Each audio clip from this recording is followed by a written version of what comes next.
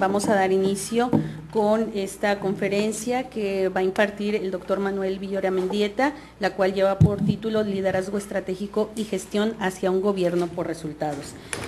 Antes que nada, quisiera presentarles a quienes nos acompañan el día de hoy en el Presidium. El doctor Tonatiuh Guillén, presidente de esta institución, del Departamento de Estudios de Administración Pública y experto en estudios sobre gobiernos locales.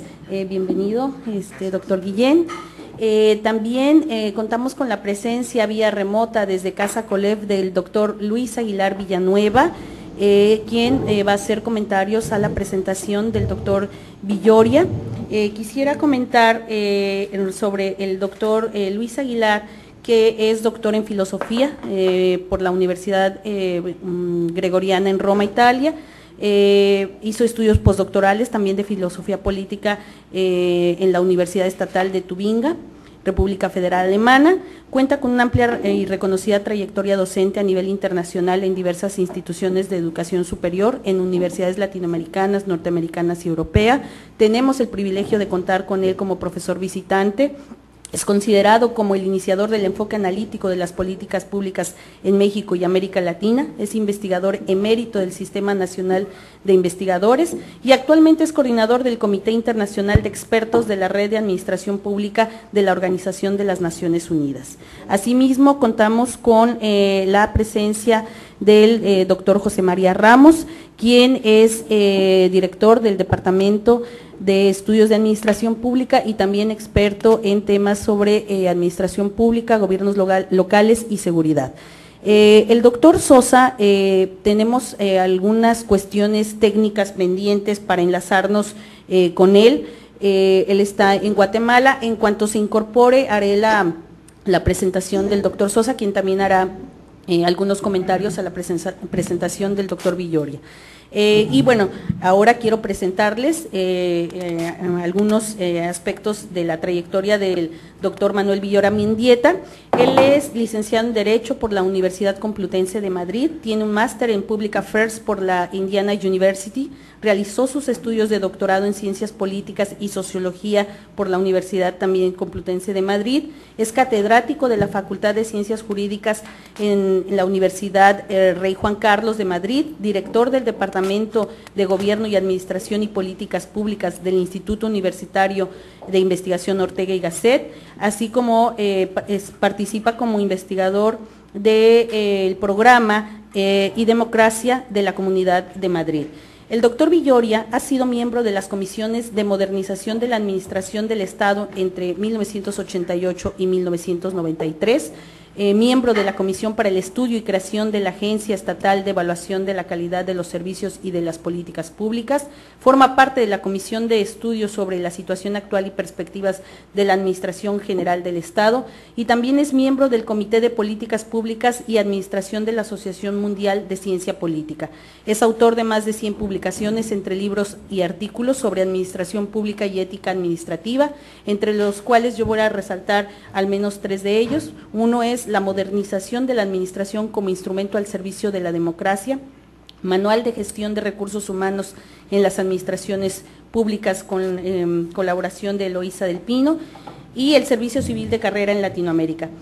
Sus líneas de investigación son modernización y cambio en la administración pública, gestión pública, ética pública y lucha contra la corrupción.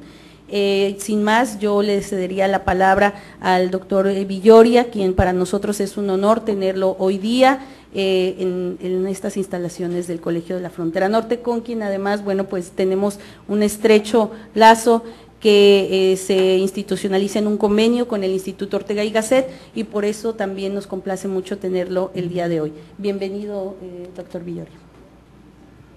Buenos días, muchas gracias por la invitación, ha sido un verdadero placer poder llegar hasta Tijuana y estar con ustedes. Quisiera también saludar a mi admirado amigo Luis Aguilar, persona por la que tengo un enorme aprecio personal e intelectual y para mí es un verdadero honor que él vaya a hacer el comentario a estas reflexiones que voy a intentar compartir con ustedes a lo largo de los próximos 40 minutos más o menos, ¿no? Bien, en primer lugar, pasamos a la presentación por si pueden verla. Hay una frase con la que quisiera comenzar que es precisamente de José Ortega y Gasset, en un artículo que hizo en los años 20, que se llamó Mirabeau el político, en el cual él tiene esta reflexión, dice: la política es tener una idea clara de lo que se debe hacer desde el Estado en una nación. No hay una gran nación sin este liderazgo que incorpora fuerza vital e intelección.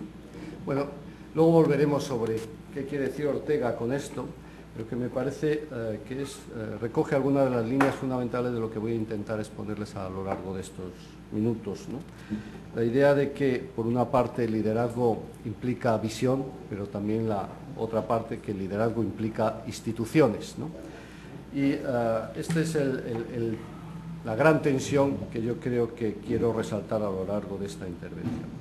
Para empezar, también es importante destacar que últimamente en los análisis sobre los cambios políticos y sociales en las administraciones públicas, sobre todo en el Estado y en las administraciones públicas, ha habido tres grandes conjuntos de teorías que han intentado explicar los cambios, ¿no? Ninguna de ellas pone el liderazgo como un elemento clave del análisis de los cambios. Las teorías que hemos más o menos manejado, quienes hemos trabajado en este ámbito, han sido bien teorías sistémicas y funcionalistas, es decir, ese tipo de teorías que lo que intentan es explicarnos que los cambios se producen por la necesidad de las sociedades y de las organizaciones de adaptarse al entorno, de adaptarse a los cambios en el entorno, es decir, que toda organización, toda sociedad, si tomamos a las teorías más funcionalistas, intentan de alguna manera conseguir una estabilidad, y la estabilidad se consigue adaptándose al entorno. Si uno no se adapta al entorno, se producen fenómenos de entropía y de destrucción. Bueno, sobre esto podríamos hablar largo y tendido, pero bueno, estas teorías han estado de moda, últimamente han bajado algo, pero en su momento tanto Luhmann en Alemania como Talcott Parsons y muchos otros sociólogos pues pusieron el acento en estas explicaciones de los cambios en las organizaciones, y desde la perspectiva de la administración pública pues tanto Kicker, Koyman y muchos otros han insistido en esta visión del cambio. Después vinieron a ponerse de moda otro tipo de reflexiones más institucionalistas, fue el resurgir del neoinstitucionalismo, tanto en su visión histórica como en su visión más sociológica. La visión histórica lo que viene a explicarnos, como muchos recordarán, es esta idea de que los cambios es difícil que se produzcan descontextualizados de los fenómenos históricos, que hay unas inercias, eso que llaman la path dependency, ¿no? Una dependencia del sendero histórico, y que en consecuencia no podemos desvincularnos de la historia para intentar realizar cambios, sino que los cambios se producen en el marco de un sendero. A veces esto nos lleva a una estabilidad que dificulta enormemente el cambio. Los cambios al final se pueden producir por acumulación de factores, por grandes revoluciones, por grandes tensiones, y como nos dicen nuevamente estos institucionalistas, cuando se renueva el sistema como consecuencia de esta gran transformación, nuevamente aparece una cierta dependencia del sendero, nuevamente aparece lo que llaman ellos el equilibrio puntuado, ¿no? Tomando todos estos conceptos de la biología, curiosamente, igual que los sistémicos y en parte los funcionalistas, ¿no? Por otra parte, los institucionalistas sociológicos nos dicen que los cambios, en realidad, pues se producen en el marco de organizaciones, y que las organizaciones pues tienden a ver cuáles son las organizaciones que mejor funcionan en el entorno, cuáles son las más avanzadas. Hay gente siempre en las organizaciones que analiza el entorno, que ve cuáles son los máximos avances que se producen en otros países, en otras organizaciones, las más avanzadas, y tratan de copiar, de incorporar lo que se llamó el isomorfismo, ¿no? Isomorfismo institucional, ¿no? A veces ese isomorfismo es coactivo, es decir, llega el Banco Mundial y te dice: si usted quiere que le dé el préstamo tiene que establecer un servicio civil de carrera, eso se llama isomorfismo coactivo, coercitivo. A veces el isomorfismo es mimético, es decir, se copia lo que hacen los que se entiende que están más avanzados. Entonces las explicaciones del cambio han venido en gran medida vinculadas también a estas ideas sobre lo que es sobre el mundo interno de las organizaciones, la lógica de lo correcto de la que hablan Marx y Olsen y tantas explicaciones de institucionalismo sociológico. Y finalmente también están todas las explicaciones que tienen que ver, que están vinculadas a lo que se ha llamado rational choice y que en gran medida ha sido la escuela predominante en ciencia política durante muchos años. Los que somos más institucionalistas lo hemos pasado muy mal en este combate, pero han tenido una gran fuerza y tienen una enorme fuerza, y lo que vienen a decir es que los seres humanos, pues lógicamente tendemos a maximizar nuestras preferencias en torno a una función de utilidad, tendemos a defender nuestros intereses, y los cambios se producen cuando hay una articulación de intereses por parte de los actores clave que hacen que el cambio pues sea útil para ellos y para sus entornos, para sus stakeholders, para sus agentes críticos, ¿no? Entonces, en todo cambio siempre hay una racionalidad y unos intereses, ¿no? Pero si ustedes se dan cuenta, todas estas teorías que son las que hemos utilizado, y yo, todas las tesis doctorales que últimamente, entre que he dirigido y que en las que he estado en los tribunales, pues la verdad es que no hay ninguna que o no sea institucionalista o no tenga algo de funcionalismo o no tenga algo de rational choice, ¿no? Pero ninguna he visto que me explique el cambio desde el liderazgo, desde el análisis del liderazgo, ¿no? La verdad es que desde una perspectiva científica es muy difícil trabajar con el liderazgo, porque el liderazgo es una variable muy difícilmente operativizable, muy vinculada al ser humano y a las inmensas posibilidades que éste tiene de equivocarse o de acertar, ¿no? Entonces, lo que es cierto, sin embargo, es que en un mundo en cambio, con situaciones excepcionales, esto del liderazgo cada vez empieza a ser más importante y volvemos nuevamente a tener un volumen enorme de textos sobre el liderazgo. Normalmente casi todos los textos sobre el liderazgo se escriben más para el sector privado que para el sector público. Hay una enorme cantidad.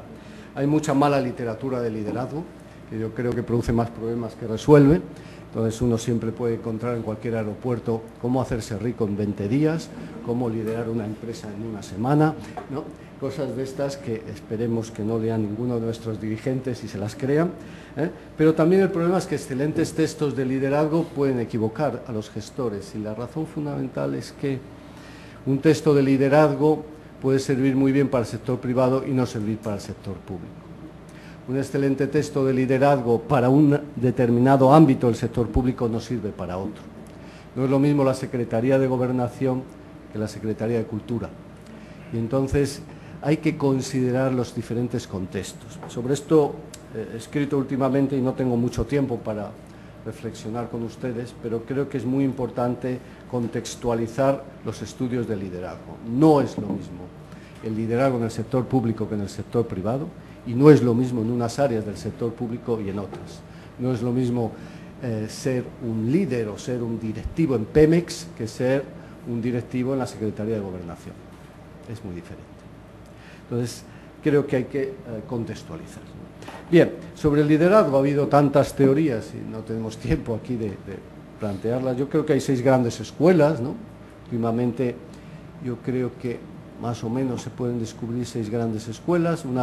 La tradicional era la teoría del gran hombre. ¿Quién es un líder? Un líder es una persona especial, excepcional, que es capaz, como decía Isaiah Berlin, el famoso filósofo, que es capaz de producir transformaciones en el entorno, que es capaz de cambiar una inercia y transformarla hacia otro lugar, dirigir el país, dirigir una sociedad hacia otro lugar, de aquel hacia donde iba inercialmente, ¿no?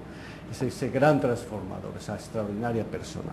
Parte casi todos los grandes filósofos y pensadores del siglo XX que escriben sobre esto tienen esta idea del líder como ese gran hombre, esa gran persona que, como ven en el caso de Ortega, también tiene visión y es capaz de generar instituciones, es capaz de dar estabilidad a los cambios, ¿no? Es esa idea napoleónica, ¿no?, de la institucionalidad de los cambios, ¿no? Luego viene la teoría de los rasgos, que es muy parecida a la anterior, pero sobre todo se enfatiza la importancia de los rasgos individuales en el liderazgo, ¿no? En su primer momento se intentan hasta buscar rasgos físicos del liderazgo, lo cual no lleva a ningún resultado, porque el líder no tiene que ser alto, ni guapo, ni tener unos maravillosos ojos, ¿no?, o la lideresa, sino que hay líderes de todo tipo, con todo tipo de características morfológicas, altos, bajos, guapos, feos, y no tiene nada que ver el físico, ¿no? Lo que sí parece que vuelve últimamente a tener importancia la idea que detrás del líder puede que sea muy importante considerar los aspectos motivacionales y los aspectos aptitudinales, ¿no? Algo muy weberiano, en cierto modo, ¿no? Max Weber, cuando escribe el famoso Política como vocación, habla precisamente de eso. El líder es alguien que tiene una vocación, una voluntad, una necesidad, unas ganas, ¿no?, de cambiar una sociedad, de hacer cosas, tiene vocación, ¿no? El verdadero líder tiene que tener, ya en términos más de la public management, bueno, más de la gestión de recursos humanos moderna, tiene que tener eso que llamamos competencias, ¿verdad? Y las competencias están vinculadas a aspectos relacionados, con las motivaciones intrínsecas y con las características personales de la gente, ¿no? Entonces, para que alguien pueda ser un buen líder, no basta con que sepa y pueda, sino es fundamental que quiera ser líder. No basta con que sepa y pueda, no basta con que tenga conocimientos y habilidades, sino que es fundamental que también quiera hacerlo. Entonces, para querer hacer las cosas es necesario tener una motivación intrínseca, algo ahí, que te lleva a querer hacer eso. Entonces, bueno, ciertamente las personas que tienen motivación por el poder, una motivación por el poder alta, tienen más posibilidades de ser líderes que quienes tienen motivación por el poder muy baja, los cuales pueden ser excelentes asesores, pero difícilmente van a ser buenos líderes, ¿no? Entonces, ciertamente hay elementos motivacionales y actitudinales en el liderazgo, ¿no? Esta es la teoría de los rasgos últimamente, ¿no?, de acuerdo con McClellan y de acuerdo con las teorías de la gestión por competencias. Pero frente a estas teorías surge en la Ohio State University esas famosas investigaciones sobre el liderazgo, en el cual viene a decirme ustedes esto del liderazgo y vincularlo a las personas no tiene sentido, porque lo importante es encontrar qué conductas son las propias de un líder y dejarnos de las personas y hablar de qué conductas son las propias de un líder, qué conductas debe seguir un líder, porque así, si identificamos las conductas, se las podemos enseñar a cualquiera, ¿no? Entonces, cualquiera que asuma esas conductas puede llegar a ser un buen líder, ¿no? Lo importante es qué conducta es eficaz, dicen en esas famosas investigaciones que llevan a estudios que han sido muy determinantes en todo el análisis del liderazgo durante muchos años y que yo creo que todavía son muy válidas, ¿no? El problema es que, claro, ¿qué conducta debe seguir un líder? Recuerdan ustedes que surgen esas dos tendencias. Un líder o puede centrarse en las personas, motivarlas, o puede centrarse en los resultados. Entonces, lo importante es pero entonces, ¿en qué se debe centrar, ¿no? ¿En las personas o en los resultados? Dicen, depende, ¿no? En la teoría contingencial. ¿Depende de qué? Pues de muchos factores. Y ahí vienen Blake y Mutton, Blanchard y Hersey y tantos autores que vienen a descubrir factores que hacen que en unos casos sea más importante centrarse en las personas, en otros casos más centrarse en los resultados, etc. El famoso estudio Blanchard y Hersey hablaba sobre todo de la importancia de la madurez de los empleados para elegir un tipo u otro de conducta con respecto a ellos, de liderazgo, ¿no? Entonces decían aquello de si sus subordinados tienen muy baja madurez, es decir, ni saben ni quieren, usted tiene que ser autocrático, centrarse en los resultados y no preocuparse en las personas, ¿no? Y si usted, sin embargo, tiene gente muy madura, que sabe y quiere, lo que tiene que ser es delegativo, ¿no? Entonces van definiendo toda una serie de respuestas en función de la madurez de los empleados, ¿no? Ese es el famoso enfoque conductual, ¿no? Y de lo que llamamos liderazgo situacional y contingencial. Después vienen otras teorías son las del liderazgo transformacional, muy vinculadas normalmente al mundo empresarial. Ustedes habrán leído, habrán visto tantas y tantos libros de Bennis o de Kotter, que nos vienen a decir que lo importante del líder es la visión estratégica. Eso es un avance importante, ¿no? La importancia de la visión estratégica. Un líder debe tener una visión atractiva e influyente y debe ser capaz de generar un cambio en la organización para llevarla hacia donde él cree que debe ir, donde esa visión hacia donde esa visión le lleva, ¿no?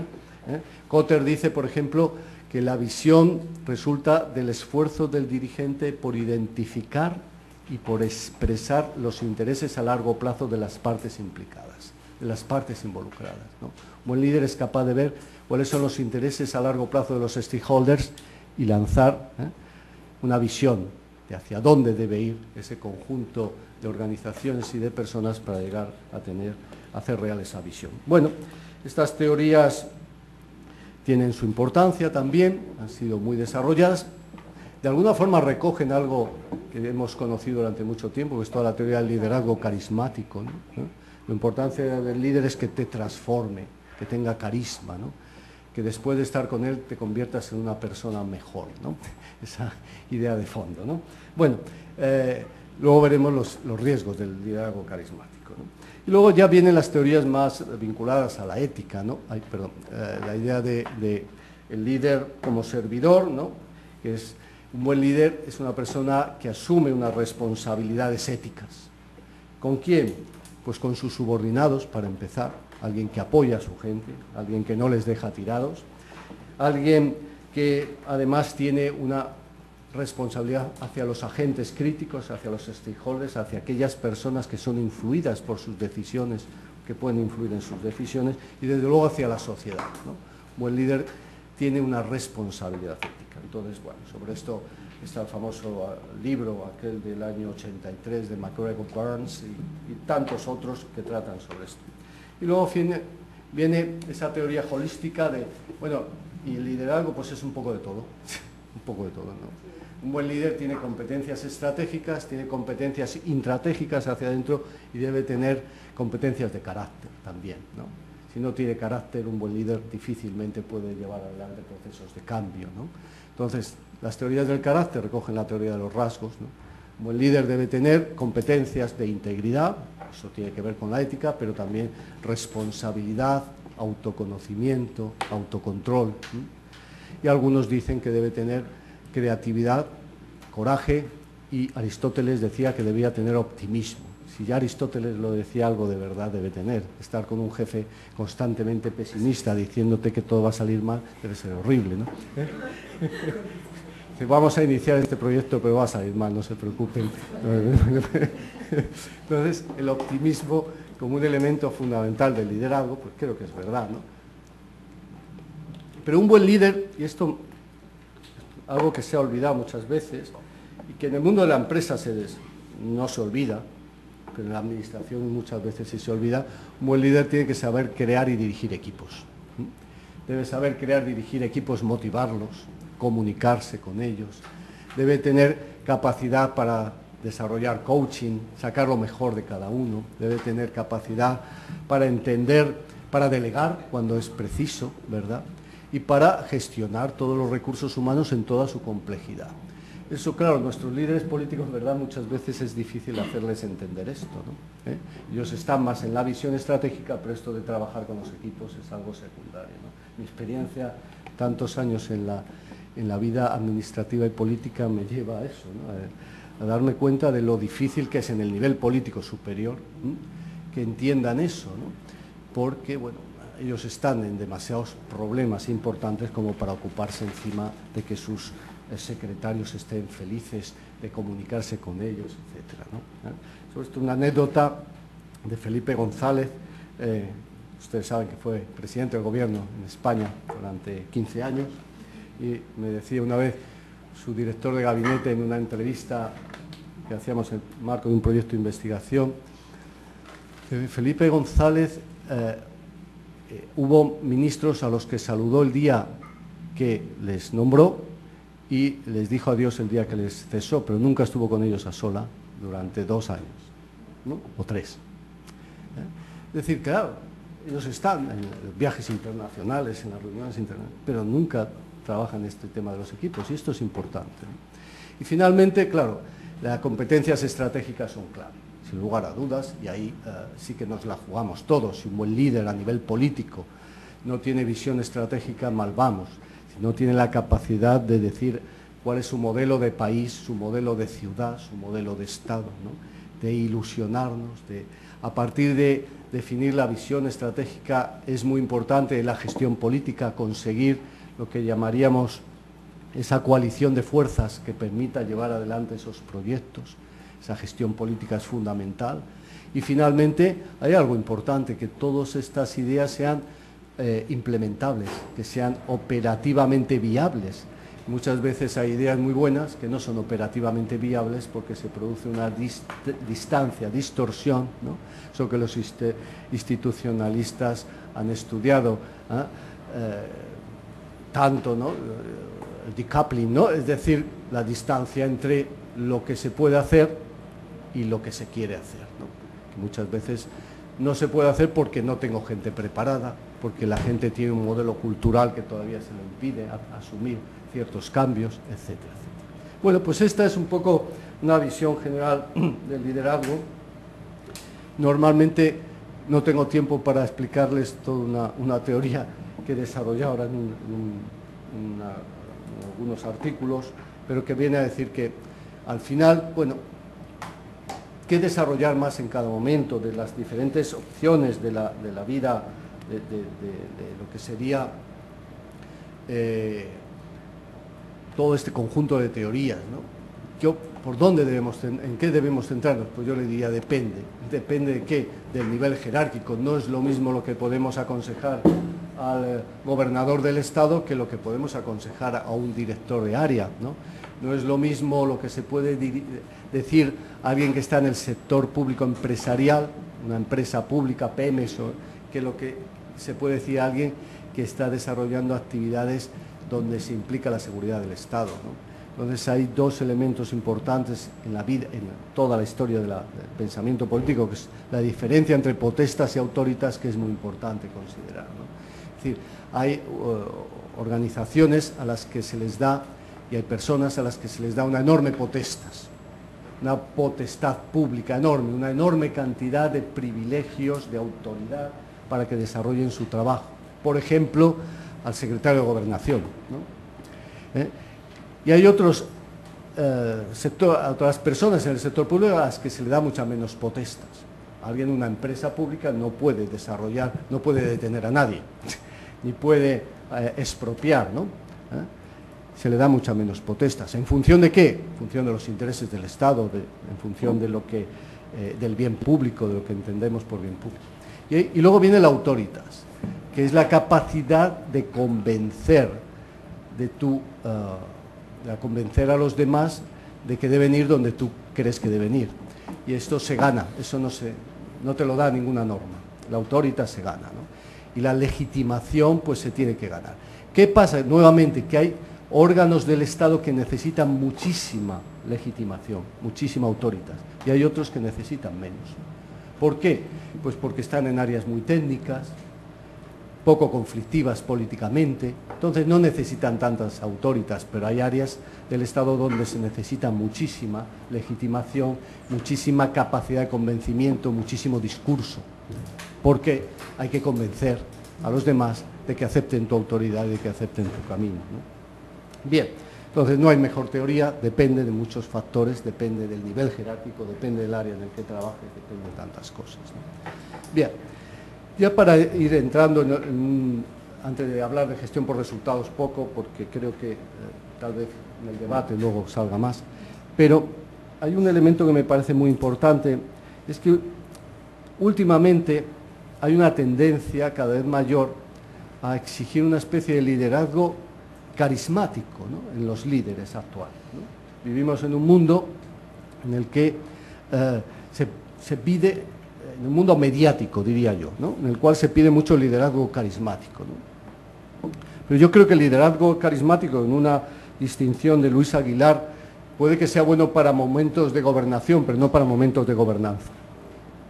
Vivimos momentos de gobernanza, no de gobernación, no de una dirección monolítica desde el Estado, sino que vivimos momentos en los que es importante la cooperación con el sector privado, la cooperación con la sociedad civil, el trabajar conjuntamente. Y ese liderazgo carismático precisamente no es bueno para un momento de gobernación.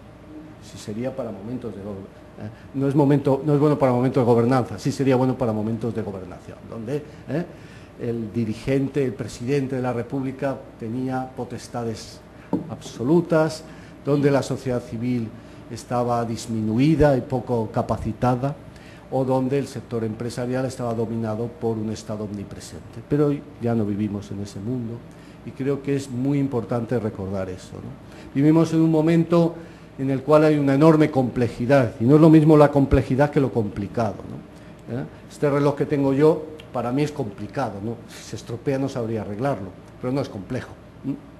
Complejo viene cuando hay 20.000 factores que no controlas, que interactúan unos con otros y cuyos resultados son muy difíciles de definir, donde hay una enorme cantidad de efectos inesperados, ¿no? Donde hay una enorme cantidad de situaciones imprevistas, porque no controlas la multiplicidad de factores que entran en juego, ¿no? La multiplicidad de variables. Bien, vivimos en momentos muy complejos y lo complejo necesita negociación, intercambio, hacer a través de otros, entonces gobernación más que gobernanza, ¿no? El problema es esta cierta patología que tenemos entre que por una parte de fondo necesitamos un liderazgo que, como diríamos ahora, debe ser adaptativo, de fondo necesitamos un liderazgo adaptativo y muchas veces lo pedimos, y también, sin embargo, la presión muchas veces sistémica y mediática nos lleva a liderazgos otra vez carismáticos, de tipo carismático, ¿no? ¿Qué factores existen en nuestro sistema político y social que nos llevan a esta situación? Para empezar, recordemos algo obvio, ¿no? La personalización creciente de la vida política, ¿no? Y la presidencialización, ¿no? Es decir, los medios de comunicación, que en última instancia, en una sociedad red como la que vivimos hoy en día, son elementos clave para representarnos la realidad, para expresar nuestras ideas políticas, para llegar a la gente. Los medios de comunicación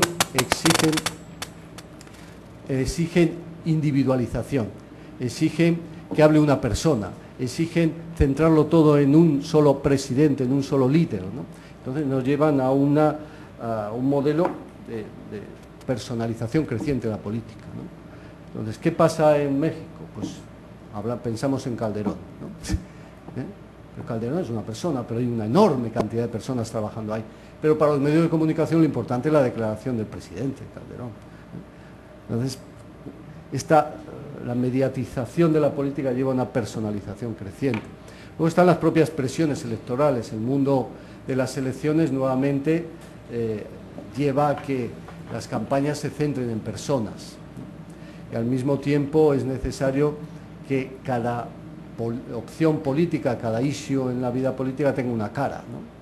Entonces tenemos la opción de la sanidad, pues tenemos las caras de la sanidad, las caras de la educación, las caras, siempre personalización creciente, ¿no? Otro elemento en este mundo interrelacionado e interdependiente, las exigencias de la seguridad nacional, de la defensa, de las relaciones internacionales llevan a la importancia de las cumbres, y en las cumbres nuevamente quien importa es el presidente, ¿no? Es una cumbre de presidentes. Vivimos en una sociedad de cumbres, ¿no? Cumbres constantes, y eso lleva a una nueva personalización. Luego hay algo obvio, ¿no? Sobre lo cual no tenemos tiempo para tratar, pero lo dejo ahí como una reflexión, es la importancia creciente de la coordinación de las políticas, ¿no? Hemos vivido muchas veces una articulación de las políticas en torno a estructuras y en torno a funciones. Pero hoy en día sabemos que las políticas quiebran las estructuras y quiebran las funciones. Las políticas van más allá, ¿no?, de lo que los ministerios, las secretarías contienen, ¿no? Entonces hay que trabajar más por opciones que por funciones. Lo importante es la inmigración, lo importante es la seguridad, lo importante es el desarrollo sostenible, y eso no puede encargarse a un solo departamento. Todos están implicados en la política de seguridad, desde la educación a la sanidad, desde luego a gobernación.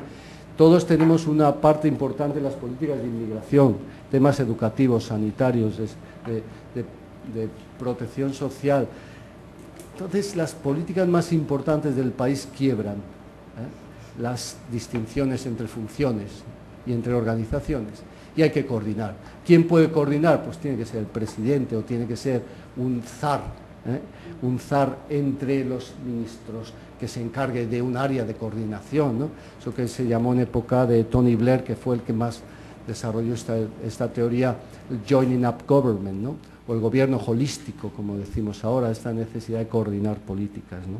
Pues nuevamente eso nos lleva, un tema sobre el cual ahora estamos investigando en el marco del CLAD, la importancia de los gabinetes o de esto que llamaríamos conjunto, el White House Staff, ¿no? El conjunto de asesores del presidente. Cada vez creo que son más importantes, ¿no? Los grandes gabinetes presidenciales, ¿no? Para coordinar políticas, para mantener este gobierno holístico, para tener gestión por resultados y controlar desde el centro todos los indicadores. Bueno.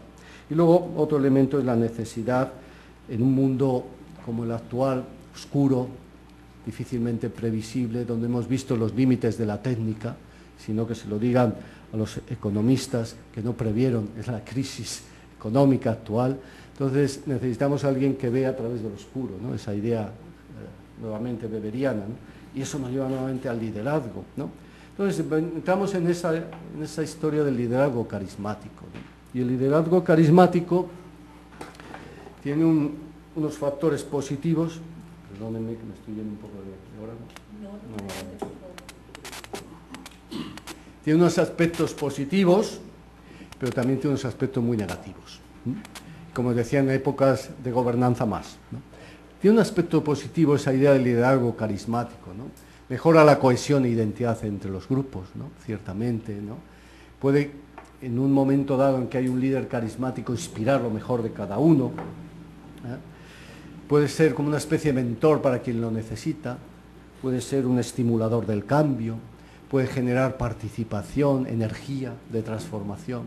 Es decir, en ocasiones tener un líder carismático tiene esos factores positivos, porque en última instancia los estudios sobre el liderazgo carismático son uno de los estudios en ciencias sociales que han llevado a una conclusión muy relevante, es no tenemos ni idea de lo que es el liderazgo carismático. No sabemos lo que es, sabemos que tiene efectos, pero el liderazgo carismático es la confluencia entre las necesidades de una sociedad y una figura que en un determinado momento surge y es capaz de dar respuesta a esas necesidades. Entonces, es lo que la gente quiere ver en él. Líder carismático, ¿no? Surge y dicen, qué persona más dialogante, y otro dice, qué persona con qué fuerza y con qué dirección, ¿no? Son cosas contradictorias, pero cada uno ve en el liderazgo carismático lo que quiere ver, porque es esa confluencia entre unas necesidades históricas y una figura, ¿no? Bueno, lo cierto es que genera efectos positivos, pero genera, hemos visto, enormes efectos negativos, con todas las desviaciones mesiánico-fanáticas, como vimos en Hitler, o como hemos visto en líderes comunistas hasta muy recientemente, las desviaciones cesaristas, ¿no? Ese doble lenguaje, ¿no? El típico del cesarismo, ¿no? Por una parte mucha transformación, pero por otra parte mucho conservadurismo, ¿no? La desviación totalitaria, el hombre masa, ¿no? Sigamos al líder hasta donde vaya, ¿no? Y entonces el hombre se convierte en una masa, en nadie, como parte de un todo, ¿no? Entonces entramos en una desindividualización terrible, ¿no? Y luego la desviación populista que hemos visto y estamos viendo en América Latina, típica también de esta, en el cual hay mucho oportunismo, lo más terrible, mucha desinstitucionalización. Más trágico del populismo, la desinstitucionalización, ¿no? Todo lo arreglo yo, pero cuando yo me voy no queda nada, ¿no? No queda nada, ¿no? Entonces, en este momento histórico tal vez, bueno, me parece que las teorías de Heifetz, ¿no?, este famoso profesor de Harvard, dice, miren ustedes, el liderazgo frente a todas estas desviaciones un poco carismáticas puede ser influir sobre la comunidad para que siga un líder, o bien influir sobre la comunidad para que enfrente sus problemas. Entonces, esa famosa idea de Heifetz que dice, mire usted, un buen líder no es el que da respuesta a las preguntas, sino el que hace las buenas preguntas a la sociedad. ¿Usted dónde quieren ir, ¿no? ¿Usted realmente qué quiere, ¿no? Un buen líder a veces es esa persona que nos ayuda a enfrentarnos a nuestros problemas, no que nos convierte en niños, ¿no?, obedientes y dóciles, guiados por una mano sublime que nos lleva a no se sabe dónde, ¿no?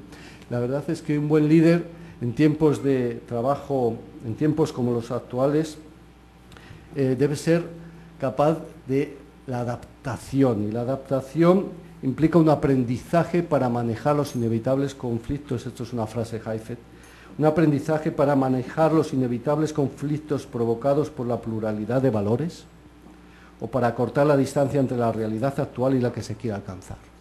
Pero la clave es el aprendizaje colectivo, ¿no? Nosotros, hay una frase que decía mi admirado Joan Prats, que murió recientemente, y me decía, no es posible que haya un buen gobierno si no hay una buena sociedad. Y es verdad, ¿no? Pero un buen líder tiene la obligación de intentar construir una buena sociedad, ¿no?, enfrentar a la sociedad sus problemas y que aprenda, ¿no?, a dar respuesta también por sí misma a estos problemas, ¿no?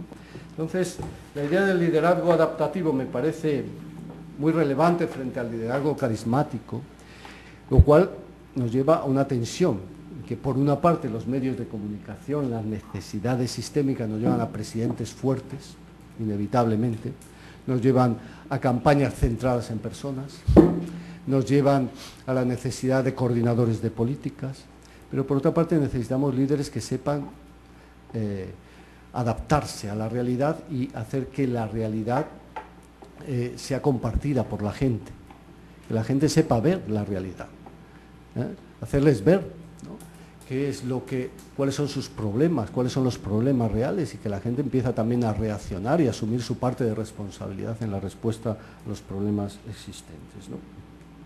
Entonces yo ya, para acabar con el tema del liderazgo, pongo todo junto y les lanzo una propuesta. Digo, liderazgo en el sector público, liderazgo político, es una actividad que realizan personas que tienen vocación de servicio público, que tienen motivadores intrínsecos, que les aportan competencias básicas de carácter para desarrollar su labor, con voluntad y con persistencia. Porque en última instancia, el liderazgo político es muy duro, ¿no? La vida política es muy dura, ¿no? Si no hay voluntad, si no hay persistencia, si no hay esos motivadores intrínsecos, muchas veces habrá gente que se queda a medio camino, ¿no?, se quede sin fuerzas cuando más los necesitamos, ¿no? Entonces necesitamos entender el liderazgo político ciertamente con todo esto que es la importancia de que existan personas que tengan esos motivadores intrínsecos, esa vocación, esa fuerza, esos rasgos de carácter que les permitan llevar adelante su trabajo. Pero que implica algo muy importante, sobre todo el ejercicio de competencias estratégicas, y la generación de equipos. Nuevamente pongo aquí dos cosas que normalmente no se ponen. Queremos líderes que tengan capacidad estratégica, pero que también sepan generar equipos. Pero además que aporten visión, pero también capacidad de aprendizaje a una sociedad.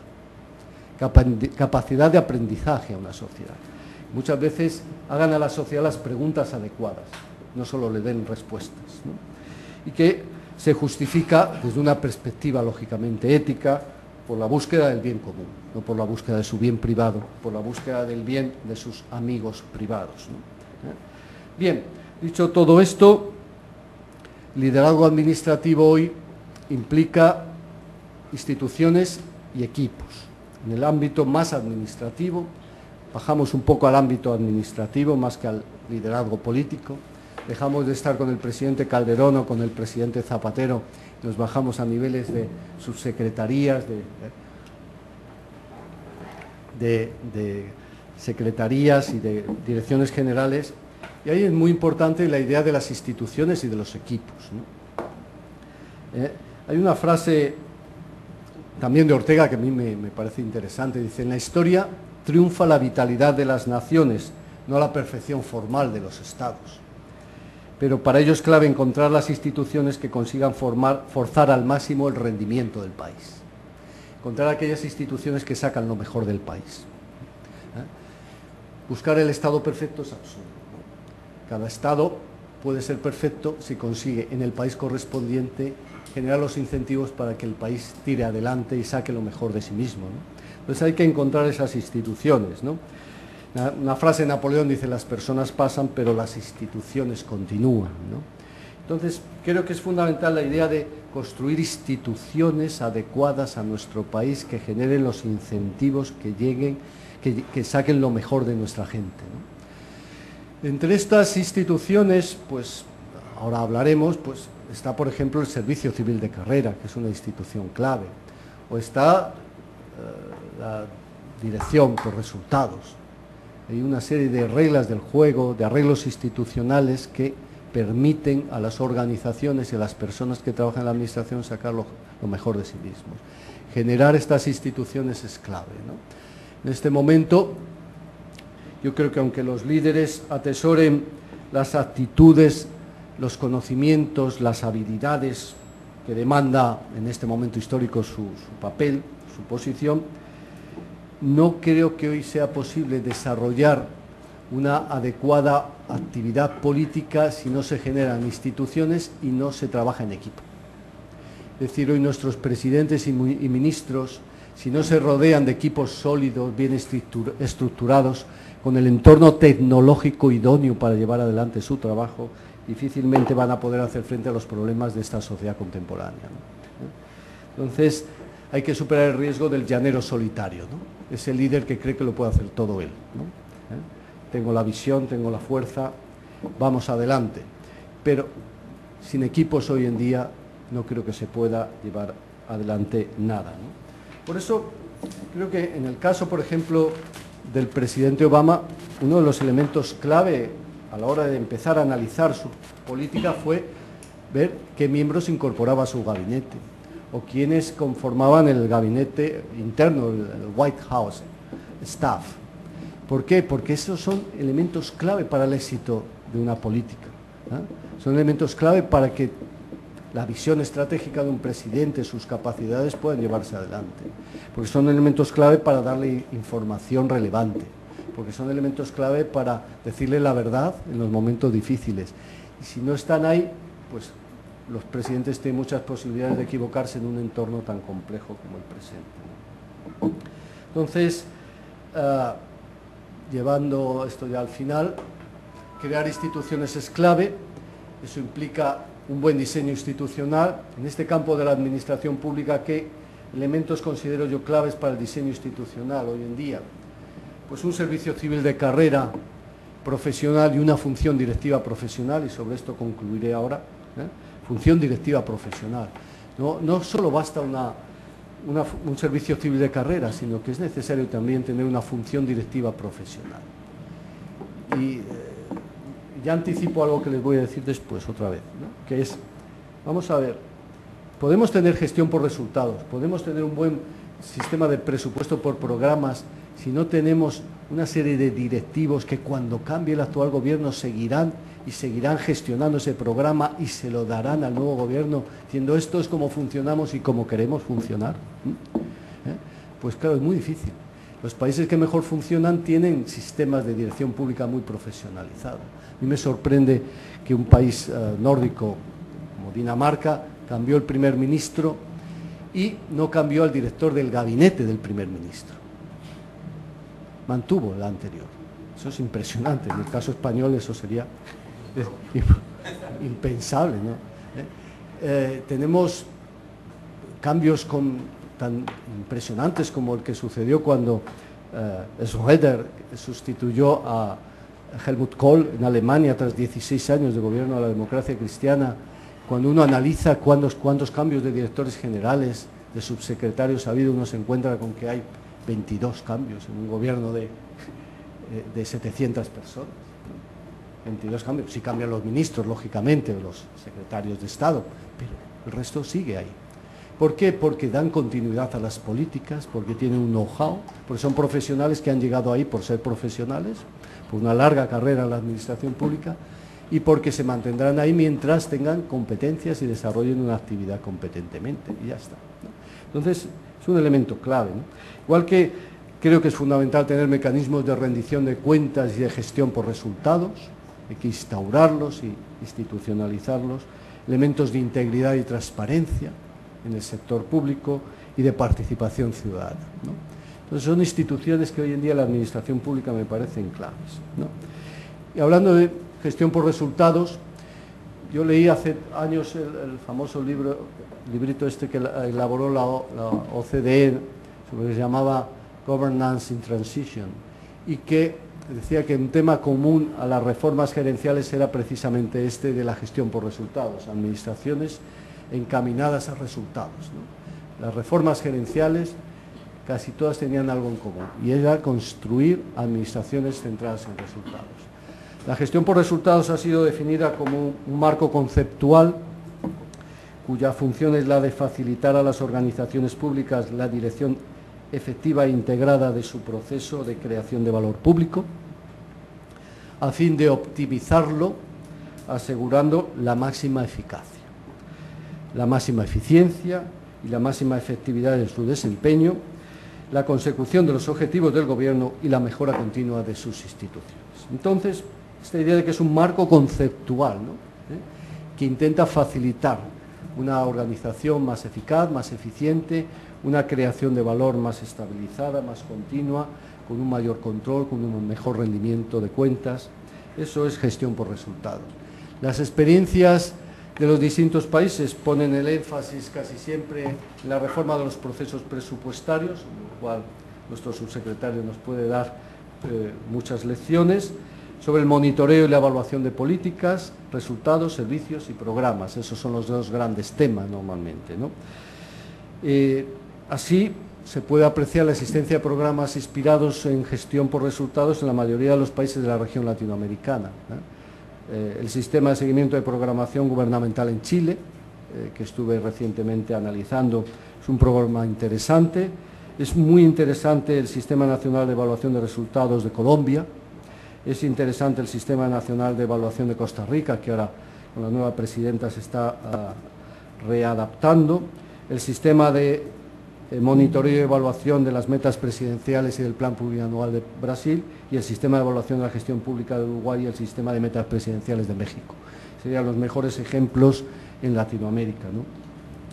En todas las experiencias, ¿cuáles son las dificultades más importantes?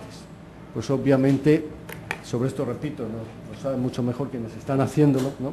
Pero casi siempre es la difícil vinculación entre el proceso presupuestario y la programación gubernamental, ¿no? O de metas presidenciales. Que los esfuerzos se materialicen en el nivel meso y micro de las organizaciones, ¿no?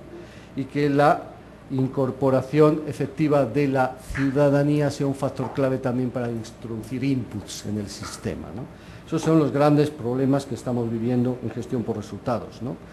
En particular, lo que no se encuentra son indicios de una vinculación efectiva entre los acuerdos o planes de gestión a nivel directivo y a nivel directivo de las organizaciones y las orientaciones macroinstitucionales para fijar metas o resultados de gestión gubernamental.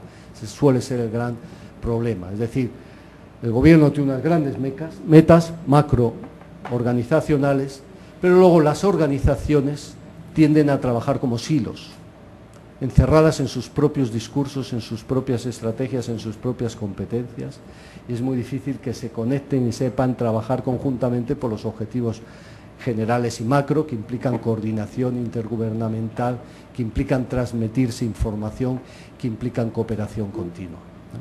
Ese es el gran problema de la gestión por resultados, ¿no? Y ya con esto voy acabando.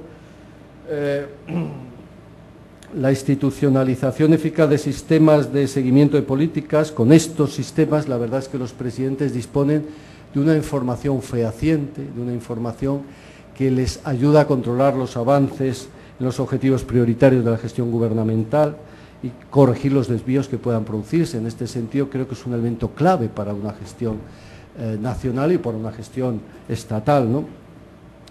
Pero también es cierto que no existe un modelo único. Nuevamente tenemos que entender que tener un sistema de gestión por resultados implica ser contexto dependientes. Cada país, cada estado tendrá que tener un sistema que se adapte a sus necesidades, a sus circunstancias, a sus prioridades, ¿no? Y ya finalmente ha habido una evaluación que se ha hecho ahora por el BID de los sistemas de gestión por resultados en América Latina. Se ha hecho sobre 22 países y sugiere que la institucionalización de la gestión por resultados en la región está en una etapa incipiente. La media de una escala 5, el promedio es de 2 puntos. El mayor grado de implantación pues está lógicamente en una gestión financiera pública, un sistema de ingresos y un sistema de presupuestación por ingresos mínimamente estabilizado. Hay planificación estratégica, no muy desarrollada, pero la hay gestión por programas y proyectos, monitoreo y evaluación, presupuesto por resultados, lo que menos. Presupuesto por resultados, lo que menos. También tengo que decir que presupuesto por resultados en España también es lo que menos hay, ¿no? Porque, como hablábamos antes, los directores de presupuestos tienen un objetivo clave, que es cortar gasto. Y no les cuentes objetivos, ¿no? Mi objetivo es que no gastéis demasiado dinero, que no nos arruinéis. Todo lo demás me parece muy bien. Pero bueno, ciertamente los mejores ejemplos están en Chile, Colombia, México y Brasil, en América Latina. Y bien, dicho todo esto, ya solo me queda destacar, esto se ha borrado, bueno, la importancia del pensamiento y la planificación estratégica, saber dónde queremos ir, tener claro por parte de nuestros gobernantes a dónde hay que ir, cuáles son los objetivos estratégicos que hay que conseguir, pero esto hay que aceptarlo como un proceso continuo y dinámico. Jamás podemos hacer que un plan se convierta en una especie de jaula de hierro que nos impida adaptarnos a los cambios continuos de la sociedad, de la economía. Entonces, la obtención de información, la elaboración de alternativas, las prioridades de actuaciones son los elementos clave de la planificación, del pensamiento estratégico, pero todo esto para que tenga éxito requiere dos elementos clave, que son concienciación, que la gente asuma el pensamiento estratégico, lo asuma como un valor clave, e implantación, ¿no? Porque planes hay muchos, pero planes que se apliquen hay menos. Y frases sobre la importancia de la planificación hay muchas, pero valores de planificación hay menos, ¿no? Entonces, la planificación estratégica, no olvidemos que tiene una parte muy política, que exige consenso estratégico, que exige generación de información, que exige formulación e implantación, pero repito, la clave inicial es el consenso estratégico, ser capaces de pactar, de conseguir que nuestra sociedad asuma los retos que tiene que hacer frente. Y acabo con esto. La clave de todo lo que he querido decirles es esto, ¿no? No hay gestión por resultados sin visión estratégica, y no hay implantación de la visión estratégica sin instituciones adecuadas. Entonces, los elementos clave del liderazgo, como decía Ortega al principio, ¿verdad?, son visión estratégica pero institucionalización. Es a través del Estado, a través de quien podemos en gran medida desarrollar todos los procesos, todas las visiones de éxito. Y este Estado requiere una serie de instituciones, y en este momento histórico estas instituciones tienen que hacerse en diálogo con la sociedad, en cooperación con la sociedad. Estas instituciones tienen que desarrollarse de forma mucho más participativa, y entre estas instituciones está una función directiva profesionalizada que aporte los instrumentos de análisis, que los utilice sistemáticamente y que sea también controlada en resultados por el propio nivel político, que de alguna forma tiene a esta función directiva como un elemento de engarce entre la visión política y la visión técnica, como una especie de rótula, como una especie de aceite que permite que el sistema funcione entre la visión política y la visión técnica de los funcionarios. Entonces necesitamos esta función directiva para que el sistema funcione.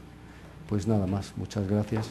Espero no haberles metido demasiadas ideas en esta conferencia. Muchísimas gracias.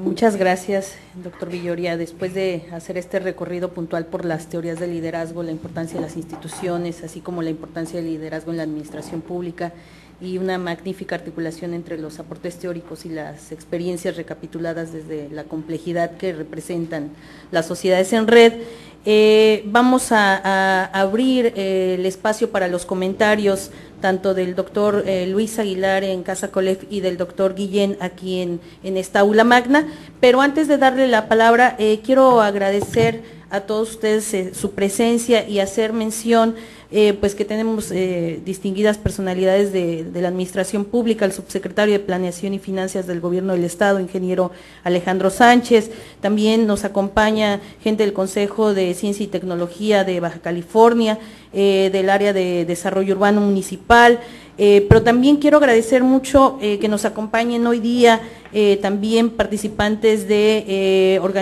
otras organizaciones no gubernamentales, a los alumnos de nuestros programas que están finalizando, a exalumnos que están con nosotros, pero también alumnos que están recién llegando a la institución, que van a empezar sus cursos próximamente. Entonces, realmente me da mucho gusto que tengamos la presencia, también a personal del área administrativo de la institución.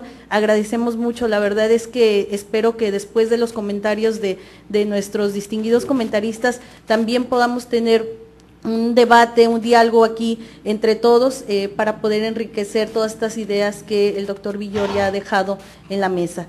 Entonces, sin más, yo le daría la palabra a nuestro apreciado doctor Luis Aguilar, que está ahora en Casa Colef. ¿Cómo está, doctor? Le cedo la palabra.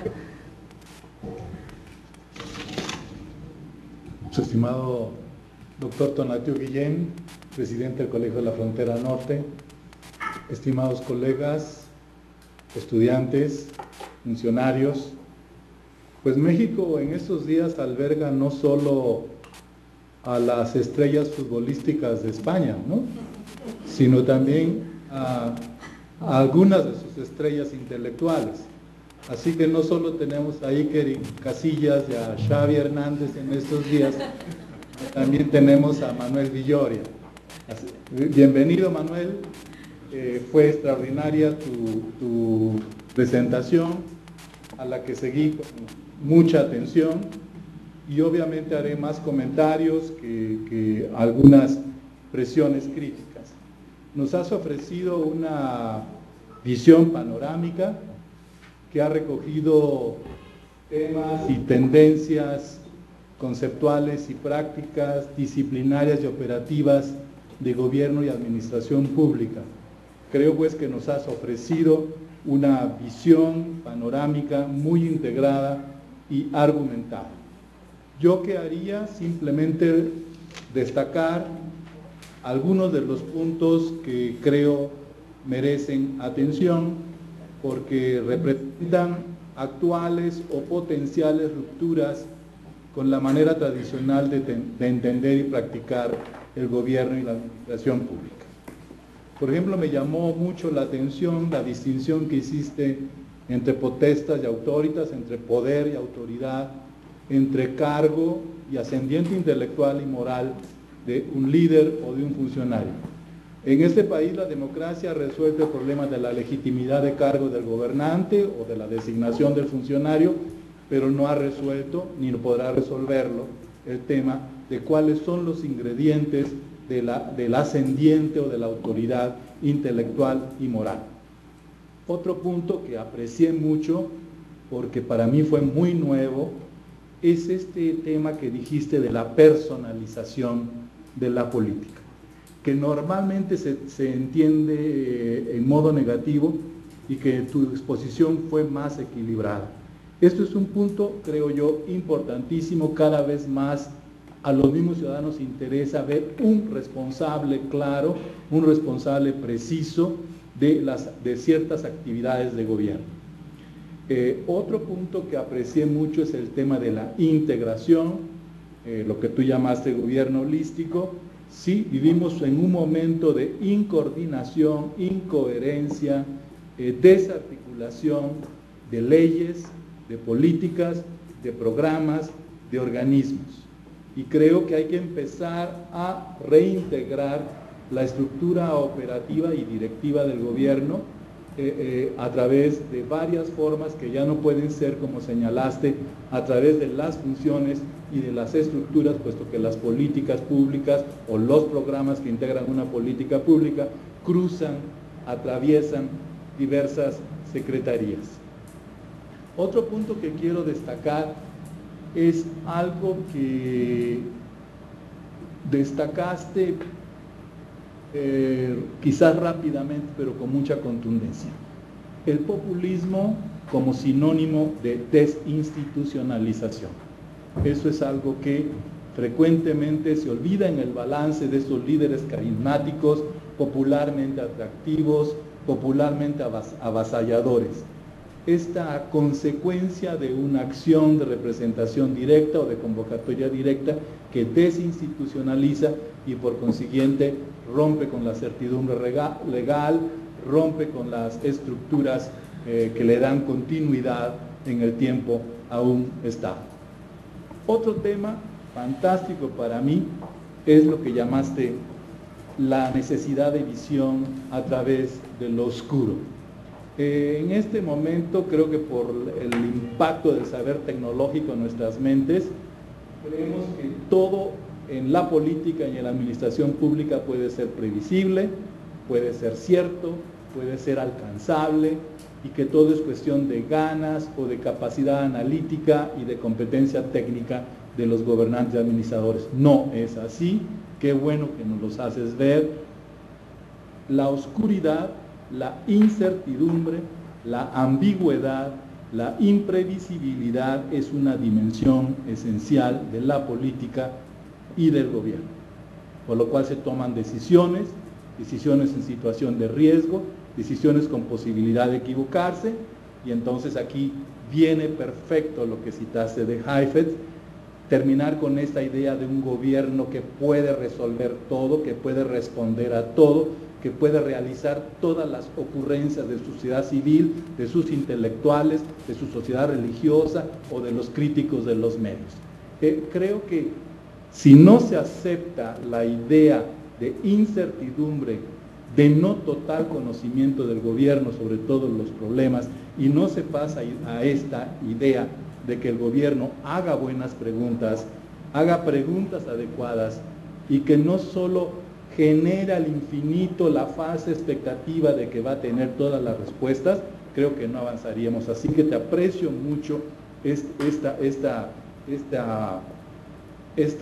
comentario que hiciste de la necesidad de un aprendizaje colectivo de sociedad y gobierno para ir entendiendo más lo que es factible, lo que es posible, etcétera, etcétera.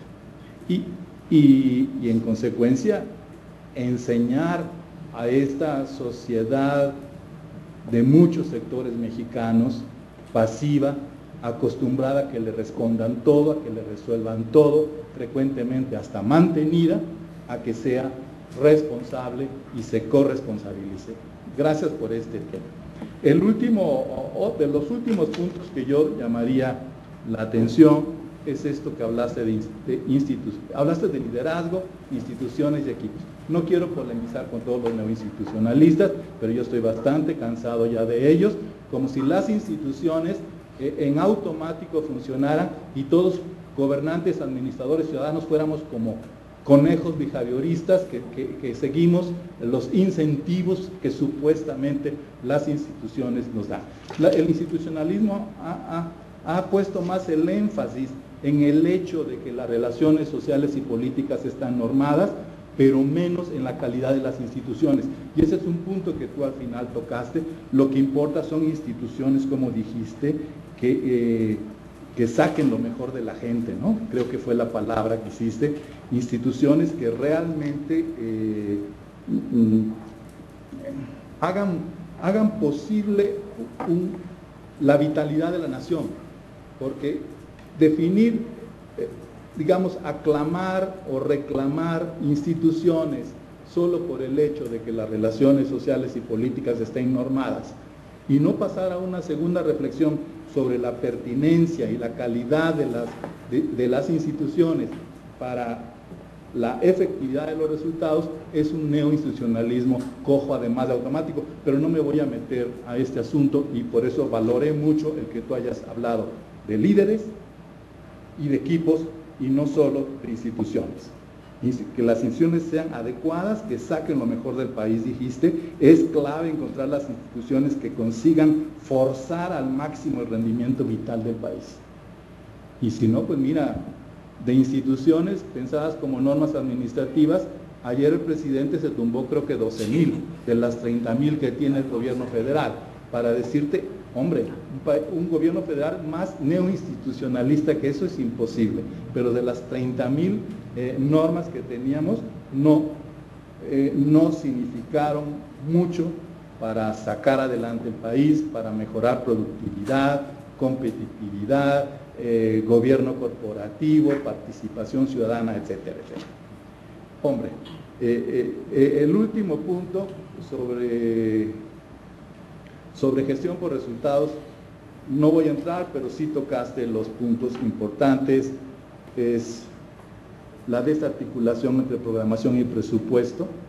Es una cosa que en México se arrastra desde que se creó el presupuesto por programas o la estructura programática del presupuesto, cómo articular planes estratégicos, políticas, programas y presupuestos frecuentemente anuales, mientras los planes estratégicos y las políticas por su propia naturaleza son multianuales.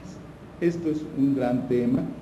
También nos tocaste el asunto de la desagregación o desintegración de planes, políticas, programas y organismos. Esto es uno de los, si hay funcionarios ahí saben que puedes tener un bellísimo plan estratégico que no se desagrega coherentemente en políticas, las cuales no se desagregan coherentemente en programas, y cuando has definido los programas, estos quedan dispersos e inconexos entre las multitudes de secretarías, subsecretarías, coordinaciones, direcciones generales, direcciones de áreas, institutos, etcétera, etcétera. Finalmente, ¿qué te diría respecto a...? Y dijiste varias cosas de América Latina y qué bueno que nombraste a México, pero sí te pediría que te dieras una vuelta a Coneval, o que alguien ahí en el Colegio de la Frontera Norte, hay un investigador que estuvo en Coneval, te explique lo que ha significado Coneval, que es este Consejo Nacional de Evaluación de la Política Social, pero que va más allá de la política social y que está en la lógica de impacto social, de resultados, de creación de valor público, etcétera, etcétera. Y para terminar, querida estrella intelectual española que nos visita, no vayas mañana a la Azteca porque van a perder. Te digo lo siguiente, todo lo de gestión por resultados suena bien, pero para nosotros intelectuales e investigadores, eso está en el aire, no tiene sustento hasta que no llegamos a definir qué significa eficacia pública o eficacia gubernamental. Tú terminaste combinando lo técnico y lo político, lo cual es enteramente correcto, porque la idea de eficacia gubernamental o de eficiencia gubernamental ha sido dominada en estos últimos 30 años por una idea técnica o una idea tecnoeconómica de eficacia. Y creo que no es así, además de la idea causal, técnica o tecnoeconómica de eficacia, hay ingredientes institucionales e ingredientes políticos de esa causalidad. Es totalmente ineficaz una política técnicamente bien diseñada, pero repudiada por el legislativo, por los partidos políticos o por la sociedad. Entonces, ¿qué es eficacia gubernamental? ¿Y qué es eficacia gubernamental? Cuando no se trata de producir automóviles, o de producir pan, o de producir vestidos, sino de eso que tú llamaste esa complejidad pública, donde los problemas sociales son entre sí interdependientes. Es un temazo eso de la eficacia, el concepto de eficacia. Otro punto, que también lo mencionaste, pero que hay que resaltar, se habla mucho de gestión por resultados, pero no se habla de cuáles son las condiciones gerenciales y las condiciones no gerenciales para que haya solo gestión por resultados. Y gestión por resultados se está viendo excesivamente en modo financiero, y hay que empezar a verla, yo creo, en cosas no gerenciales, en la estructura de la administración pública, en la estructura de las finanzas públicas, en la estructura de la gobernanza, del sistema político, y de nuevo el tema que tocaste, la integración de leyes, políticas, programas y organismos. Pues fue un placer escucharte, y te agradecemos esta visión integrada y ordenada que nos diste de las tendencias actuales, de la disciplina y de la realidad de gobierno y administración. Gracias.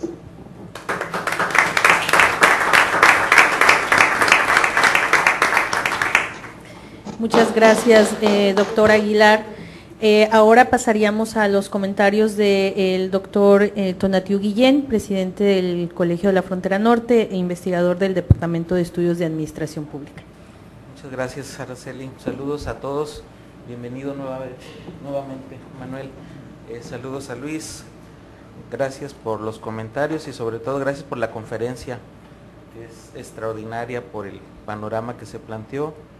Voy a tener la necesidad de hacer desafortunadamente un comentario breve porque tengo que salir ahorita a otro compromiso muy importante para COLEF, pero quiero señalar primero que disfruté enormemente la conferencia, la calidad de la reflexión, y me gustaría iniciar con un punto que retomó ahorita Luis Aguilar sobre la desaparición por acto de magia de algo así como 14,000 normas y documentos circulares del conjunto del gobierno federal.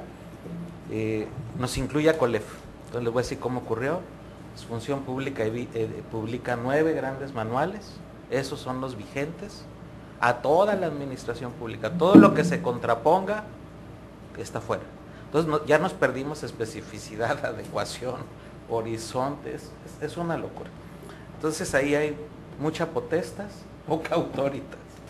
Y el punto aquí, hay un liderazgo sin contexto, o ajeno al contexto. Entonces es una paradoja, pero así estamos avanzando en una ruta entrecomillada de modernización y nos toca a nosotros. Entonces el mal ejemplo, no creo yo, de cómo se cambian ese tipo o cómo se intenta evolucionar en una ruta de modernización. Pero pasando al tema de la conferencia, sí subrayo primero que mi comentario está focalizado en la experiencia de un país en desarrollo, y en desarrollo no solo es una palabra relacionada a economía o sociedad, sino también a la estructura del Estado.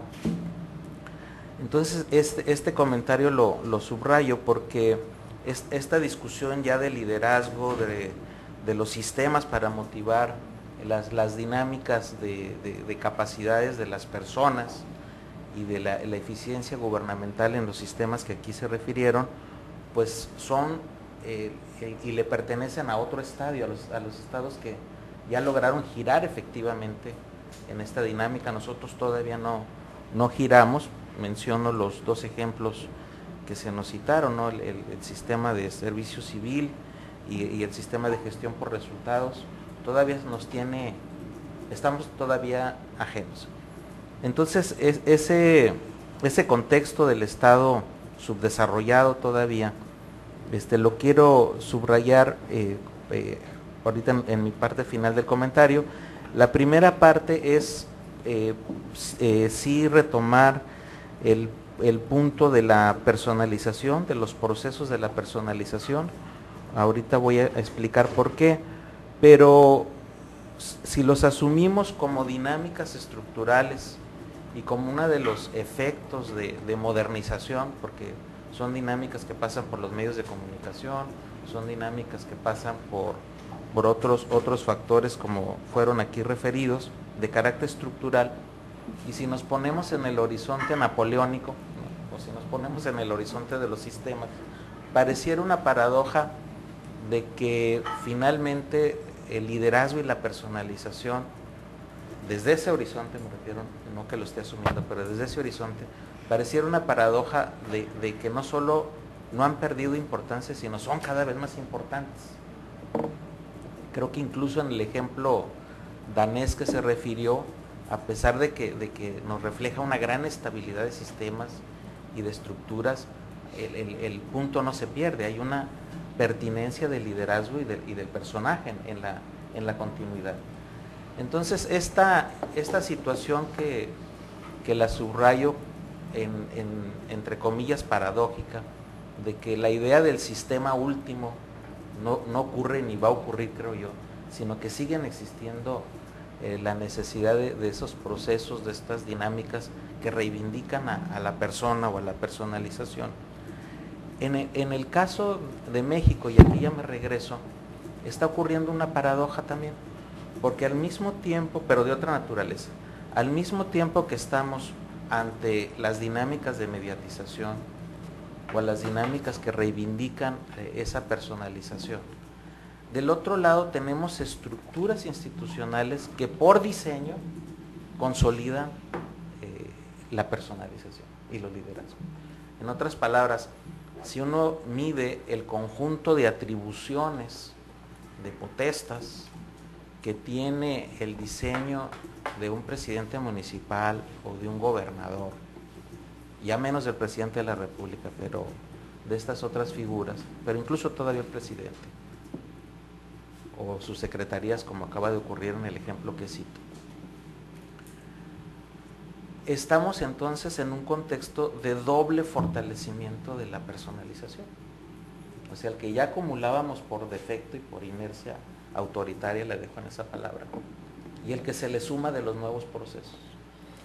Entonces, el punto en donde llamo la atención es que esta repersonalización o esta consolidación doble de la personalización para el caso de México se convierte en un obstáculo aún mayor para dar el salto a los procesos nuevos. Ejemplo muy concreto, servicio civil de carrera. Es un debate que lo tenemos por lo menos desde hace 25 años de manera muy visible. Se avanzó en una ley de servicio civil de carrera, que es lo más interesante, en el sexenio anterior, pero hay un recuento, y es una historia que hay que hacer todavía el análisis, pero hay un recuento de pasos atrás, después de que se instauró en vez de pasos adelante, a nivel federal. Pero a nivel local, me refiero aquí estados y municipios, y me quedo con los municipios, que es lo que he trabajado más en los últimos años. La personalización, este doble juego que estoy señalando, la condensación de atribuciones formales tan fuertes, por ejemplo en un presidente municipal, en donde establece, por ejemplo, la ley que podrá nombrar discrecionalmente o remover al conjunto de colaboradores, se convierte en una herramienta que hace imposible pensar en un sistema profesional de carrera y en de crear incentivos que orienten en esa dirección, y controlas toda la política pública en gran medida. Entonces, ¿y cuál es el incentivo para no cambiar este sistema? Porque es evidente, analizado y conocido y difundido, que tiene un costo brutal para el desarrollo y para la propia modernización de las instituciones locales. Entonces hay que pensarlo ya fuera de la parte técnica, formal, administrativa, y hay que empezar a analizarlo desde el punto de vista de la política, y vemos cómo en la historia muy concreta de cómo se construye cada administración pública local, hay una etapa que es el proceso de reclutamiento del equipo, en otro sentido, no es el equipo de liderazgo, es el equipo de los socios políticos, al interior de cada partido, desde la planilla hasta la administración, y vemos que se va construyendo toda una red de reproducción política que de entrada supone a la administración pública. Esto es, todos los compromisos de campaña, de redes, se va construyendo en el proceso político electoral.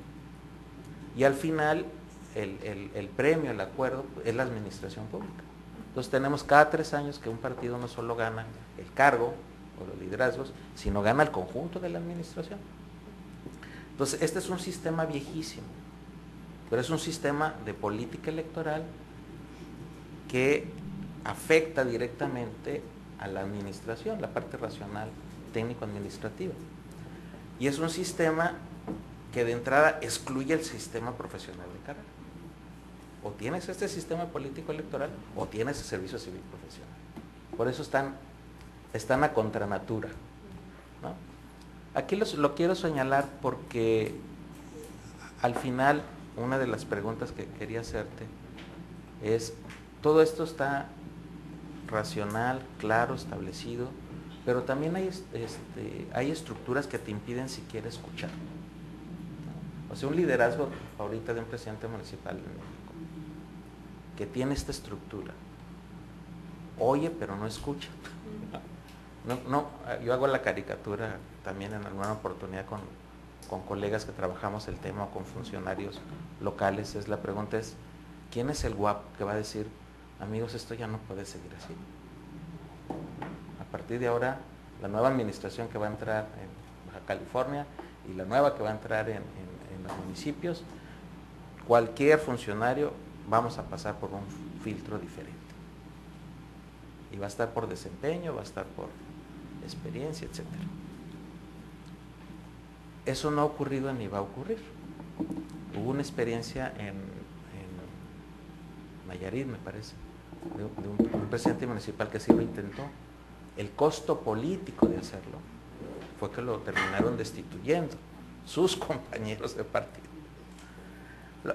Estoy poniendo la cosa en términos muy extremos, pero para señalar el dato de que las estructuras institucionales vigentes contienen elementos que nos parecieran cursar en la misma dirección de la personalización, como ocurre en España, como ocurre en Estados Unidos o como ocurra en otra nación moderna, pero que en el caso mexicano cuando va, o latinoamericano también hay mucho de esto, cuando va acompañada de las estructuras viejas del sistema autoritario, ya no son lo mismo.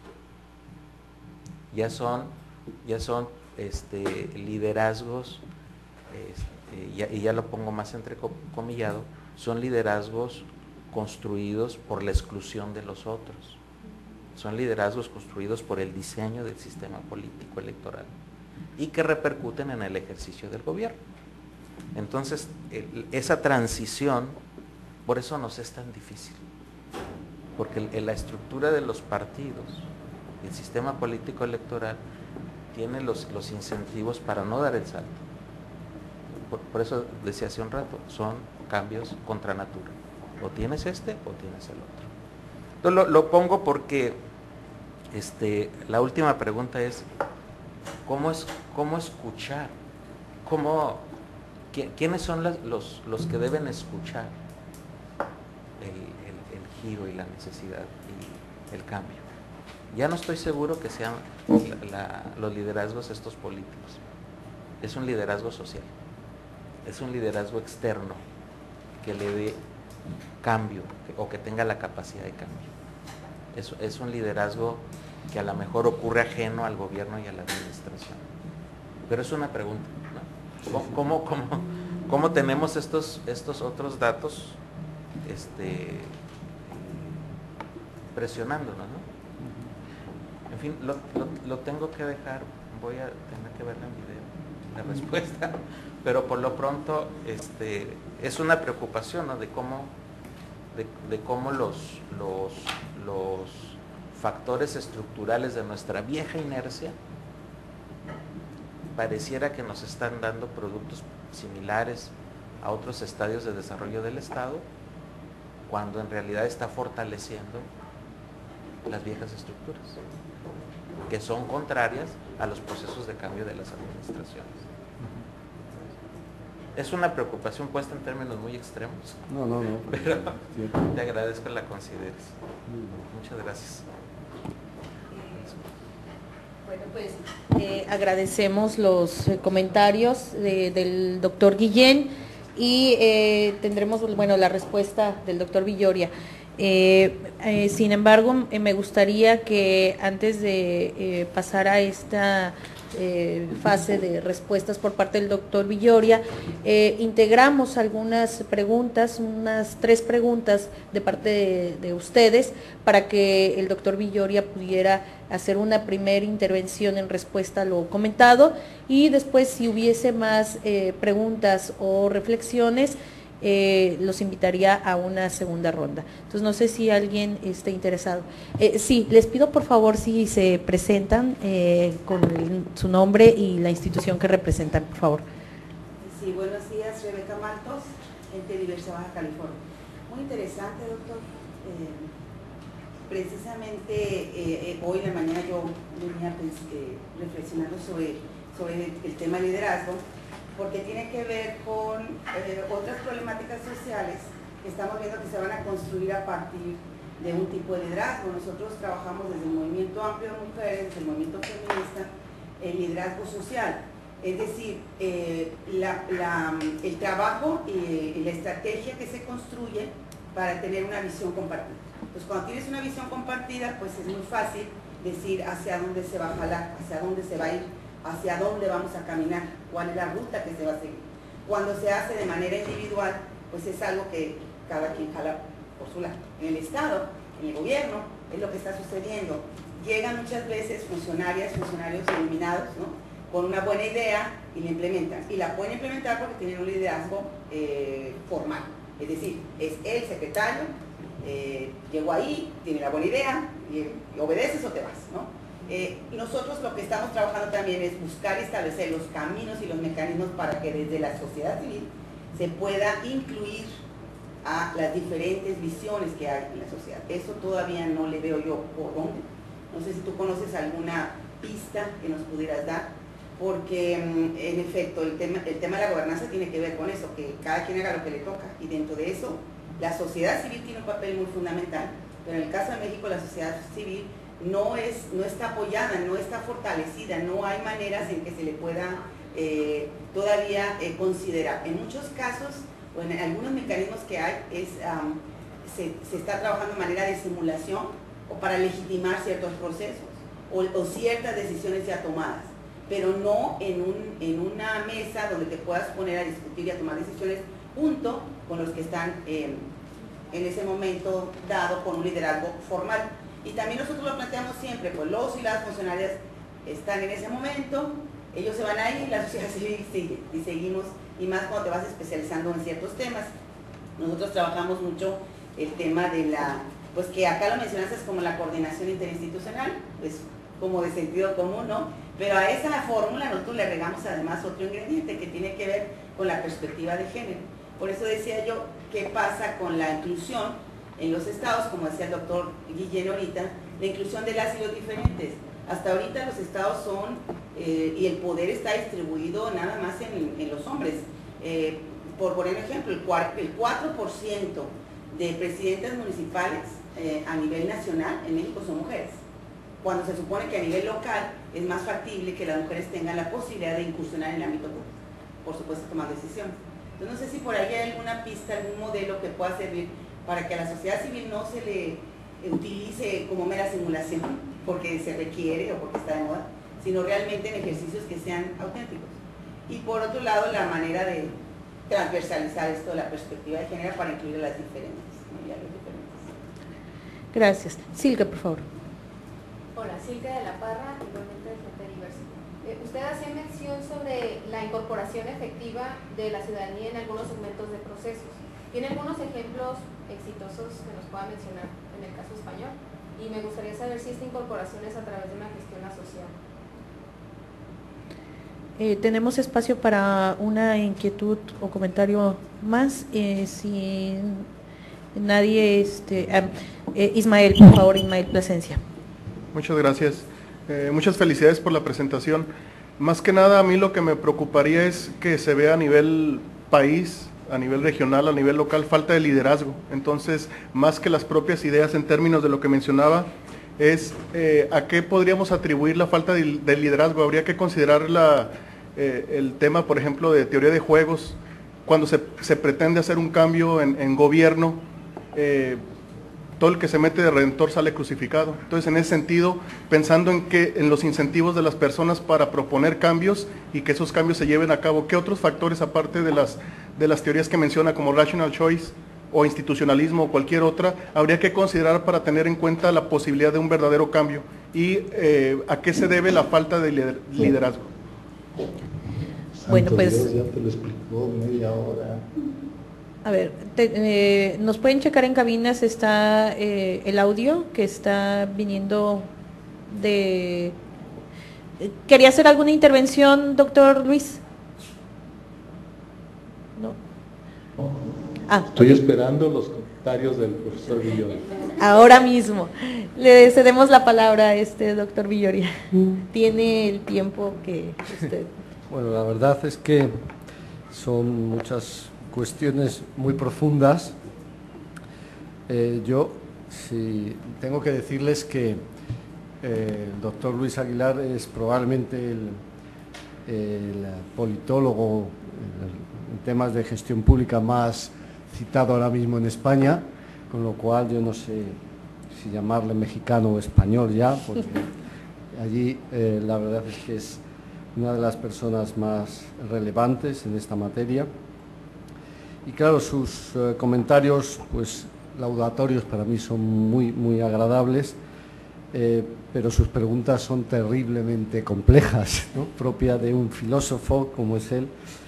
Y claro, ¿qué es la eficacia gubernamental? Sobre este tema he tenido un debate como miembro del Consejo de Redacción de la Revista Española de Ciencia Política, precisamente porque un compañero y amigo mutuo, supongo, Xavier Ballart, se ha empeñado en meterse en este tema y los resultados de su investigación era que prácticamente es imposible definir la eficacia gubernamental y máxime en términos comparativos, porque lo que es eficacia en un país puede que no lo sea en otro, etcétera.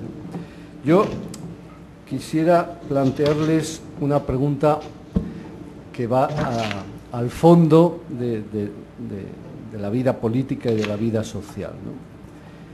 Que es, ¿qué debe hacer un gobierno? ¿No? El gobierno, antes de entrar ya en la eficacia, me pregunto qué debe hacer un gobierno. Y ahí el problema es que no hay respuestas únicas, unívocas, depende de tantos factores ideológicos, factores de valores. Ciertamente los seres humanos huimos del dolor y buscamos el placer, ¿no? Buscamos el bienestar, ¿no? Eso es cierto, los seres humanos tendemos a buscar el bienestar y no nos gusta sufrir. Ahora, ¿qué es el bienestar? ¿No? ¿Qué es la felicidad? La felicidad es algo extraordinariamente complejo, ¿no? ¿Qué es la felicidad para un ser humano? ¿No? Ciertamente se está investigando mucho sobre el tema y la verdad es que la felicidad no está tanto en la riqueza muchas veces, ¿no? Aunque por desgracia es cierto que los ricos son más felices que los más pobres, pero o tienen una tendencia mayor a la felicidad, pero la felicidad es algo muy complejo. La felicidad tiene que ver con el tiempo que estamos con nuestra familia, con la capacidad que tenemos de tener amigos.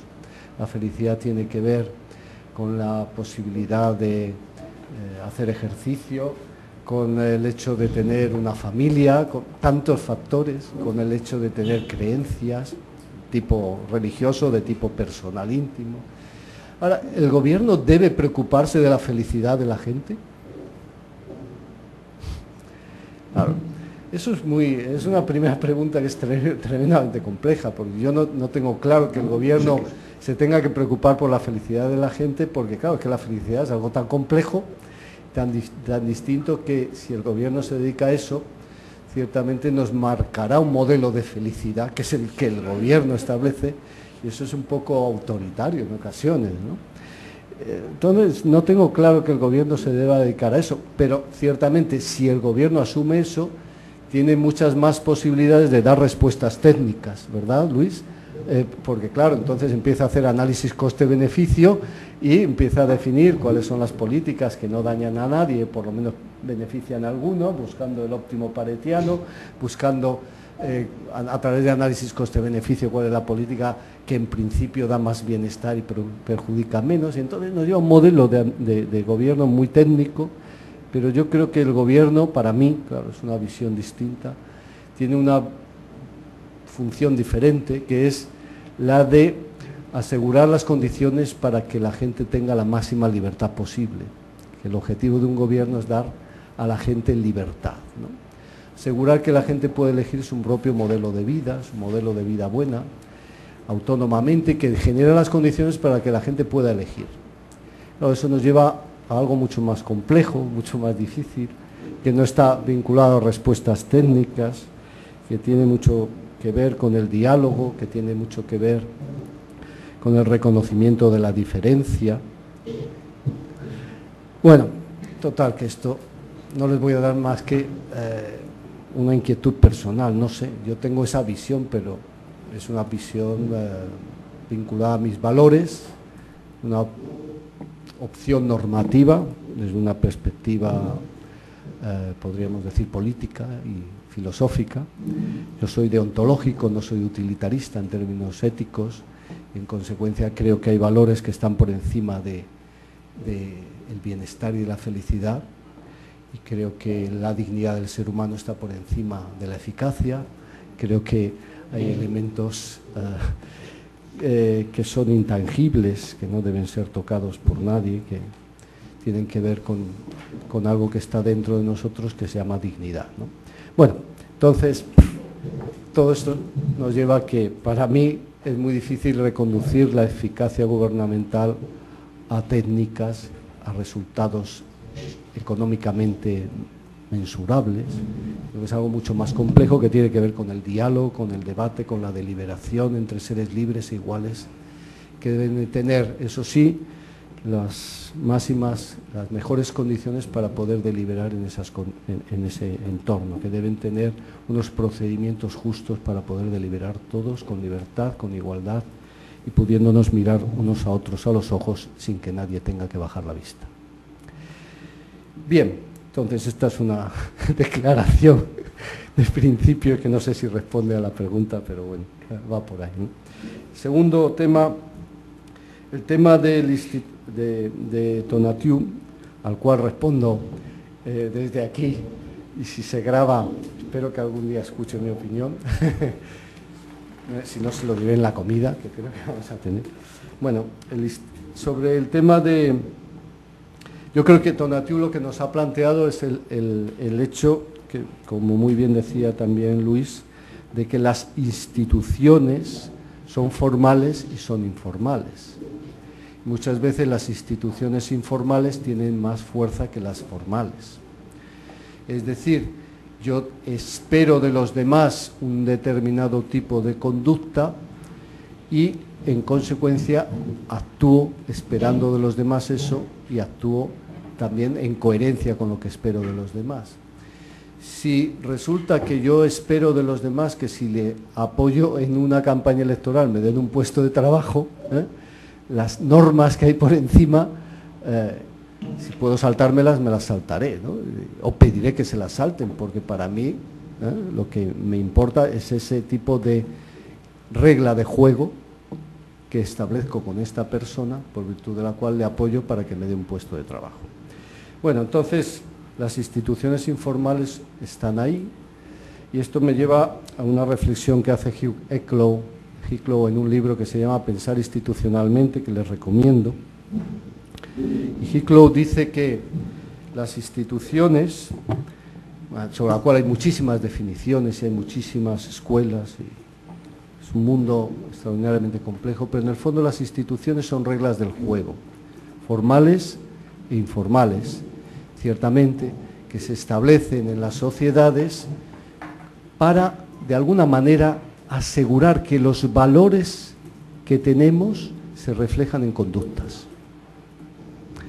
Es decir, que detrás de las instituciones hay valores, detrás de las instituciones hay valores asumidos por una sociedad. ¿Qué ocurre? Que detrás de ciertas instituciones que nosotros tenemos en la vida diaria en México o en otros países, como puede ser esto que llamamos clientelismo, ¿no? ¿Ah? Esto que llamamos patrimonialización de la política, a lo mejor es que hay valores asumidos socialmente que hacen que esas reglas del juego sean las que la gente quiere que haya, o las que todavía la gente asume como propias y aceptables, ¿no? Entonces, claro, para cambiar esas reglas del juego tenemos que cambiar los valores de la sociedad. Es un proceso de educación mucho más complejo que simplemente cambiar las normas. Uno cambia las normas, pero si los valores sociales todavía están vinculados a una serie de expectativas, pues es muy difícil que las normas se implanten, ¿no? Muchas veces las normas están ahí para no cumplirlas, ¿no? Es un tema muy complicado, pero creo que no sé si les he conseguido transmitir lo esencial, ¿no? Detrás de las instituciones hay valores, porque cuando las instituciones son instituciones, es decir, una institución es institución cuando genera unas reglas previsibles, cuando es previsible, es decir, dadas estas circunstancias, la gente va a actuar de esta manera, ahí hay una institución, hay previsibilidad y hay además interiorización de esas reglas. Entonces hay una institución en ese caso, ¿no? Entonces las instituciones, cuando son instituciones, detrás tienen valores. Entonces, para cambiarlas necesitas cambiar el sistema de valores. Y eso no es tan sencillo, ¿no? Hay que cambiar el sistema de valores. Entonces, tú puedes intentar cambiar las reglas formales, pero las reglas informales siguen vinculadas al sistema de valores previo, ¿eh? Y bueno, ¿por qué surgieron estos valores? Pues a lo mejor en su momento fueron funcionales, sirvieron a la sociedad. Cuando el Estado no funciona, la familia es fundamental. Y las amistades son clave, ¿no? Ahora, cuando el Estado va desarrollándose, son más importantes las reglas estatales, las reglas comunes, las reglas que permiten el desarrollo, que tu solidaridad familiar o solidaridad de amigos, ¿no? Pero claro, si uno no confía en el Estado, sigue aferrándose a la familia y a los amigos, ¿no? Y ese es un poco lo que puede haber detrás de todo esto, ¿no? En última instancia, nosotros vivimos en sociedades donde hay una serie de trampas sociales muy instaladas, y lo digo también como español, ¿no? En España también, y Luis lo conoce, ¿no? Es decir, nosotros, en términos del Elinor Ostrom, tenemos sistemas de acción colectiva de segundo orden, que quiere decir lo siguiente: hay áreas donde, como nosotros prevemos que nadie va a cumplir y que todo el mundo va a incumplir, nosotros también incumplimos, ¿no? Donde los seres humanos actuamos en función de cómo prevemos que los demás también van a actuar, no en función de una racionalidad abstracta, ¿no? Sino en función de cómo los demás van a actuar. Si tú crees que todos los demás te van a engañar, ¿tú qué haces? Engañas. No vas a ser el único tonto que llegas allí y te engañan, ¿no? Entonces, eso se llama Elinor Ostrom racionalidad colectiva de segundo orden, y es cierto, ¿no? O hay un sociólogo italiano que se llama Gambetta, que hace un análisis también fascinante sobre lo que llama él equilibrios de baja intensidad, ¿no? Es decir, equilibrios de baja calidad, que es lo siguiente, dice, y esto es muy español y yo creo que muy mexicano también. Tenemos sociedades en las cuales nosotros las relaciones con los demás no las establecemos en términos de equilibrios de alta calidad, es decir, tú me prometes eso y tú me tienes que dar eso, y yo a cambio te daré lo que te he prometido. Eso es un equilibrio de alta calidad. Usted ha dicho que venía a las 10 de la mañana a arreglarme la lavadora, y usted tiene que estar aquí a las 10 de la mañana porque yo le voy a pagar lo que corresponde inmediatamente, ¿no? Eso es un equilibrio de alta calidad. Pero nosotros vivimos en sociedades, que dice Gambetta, donde hay equilibrios de baja calidad, es decir, yo sé que usted no va a venir a las 10 de la mañana, y no sé si va a venir hoy o mañana. Ahora, yo a usted no le voy a pagar lo que le he dicho, y además se lo pagaré cuando me dé la gana, ¿no? Entonces son equilibrios de baja calidad, ¿no? Entonces asumimos esa situación muchas veces, ¿verdad? Y eso, claro, para una sociedad nos permite intercambios que son dañinos colectivamente, ¿no? Dañinos colectivamente, pero es que es parte de nuestra realidad, ¿no? Claro, ¿cómo cambiar eso? Muy complicado, ¿no? es un sistema de valores y de exigencias, ¿no? Claro, yo cuando viví en Alemania, el poco tiempo que viví, Luis sí que ha vivido mucho más y conoce mucho mejor. Claro, un alemán, claro, le dice a alguien que llega a las 10 de la mañana y ya llega a las 11 y es capaz de estrangularlo, ¿no? Porque dice, pero bueno, si hemos quedado a las 10, usted me viene a las 11 y además dice que se ha olvidado las herramientas en casa, ¿cómo me va a arreglar la lavadora, ¿no? Entonces un alemán se vuelve loco, ¿no? Dice, no entiende nada. Nosotros lo asumimos, vale, pues bueno, pues, vuélvase usted a por las herramientas, bueno, ya le pagaré yo cuando a mí me dé la gana, ¿no? Entonces, ese es un poco las institucionalidades informales, las trampas sociales que muchas sociedades tienen, ¿no? ¿Cómo cambiarlo? Pues es muy difícil, ¿no? Porque exige muchas veces pues un cambio cultural, la educación, esto exige muchos años, siempre y cuando seamos capaces de tener líderes que inviertan en educación, que sean capaces de tener esa visión estratégica, de cambiar el sistema de valores, de ir al fondo, ¿no?, de la sociedad. Bueno, pues todo esto me lleva a lo último, que es un poco, a los dos últimos, que ya estoy agotado casi para poder responderles. Participación institucionalizada y perspectiva de género, ¿no? Yo la verdad es que ejemplos positivos tampoco tengo muchos, ¿no?, de participación institucionalizada con elementos de género. Sí tengo buenos ejemplos en España, porque ciertamente nuestro presidente se ha empeñado en este tema y nos tiene a los hombres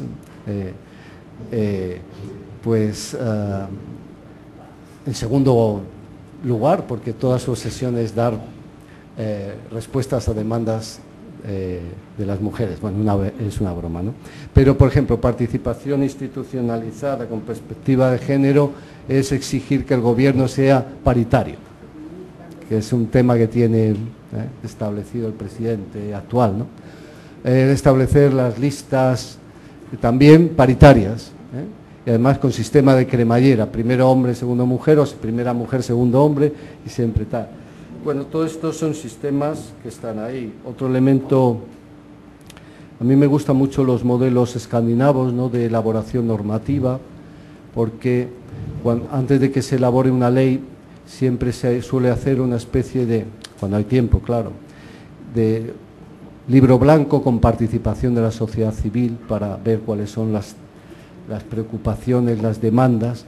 De eso sale una ley que luego se plantea de nuevo a la sociedad para ver si es la respuesta que ellos consideraban apropiada. Y antes de que se pueda aprobar la ley, se hace una lista de chequeo para ver que realmente todos los sectores sociales esenciales han sido consultados y han sido escuchadas sus alegaciones. Bueno, pues son sistemas que ayudan, ¿no? Luego ya lo último tenía que ver con por ejemplo, con el tema de la falta de liderazgo. Es un tema sobre el cual, claro, no hay respuestas, porque ¿cuáles son las reglas para que existan líderes? Los criterios para que existan buenos líderes, pues no se sabe, ¿no? Porque puede ocurrir que en una sociedad determinada, muy sólidamente establecida, no exista liderazgo, y bueno, la sociedad funciona en sus inercias, un poco Suiza, ¿no? Suiza es un país del que yo no recuerdo grandes líderes, excepto Guillermo Tell, pero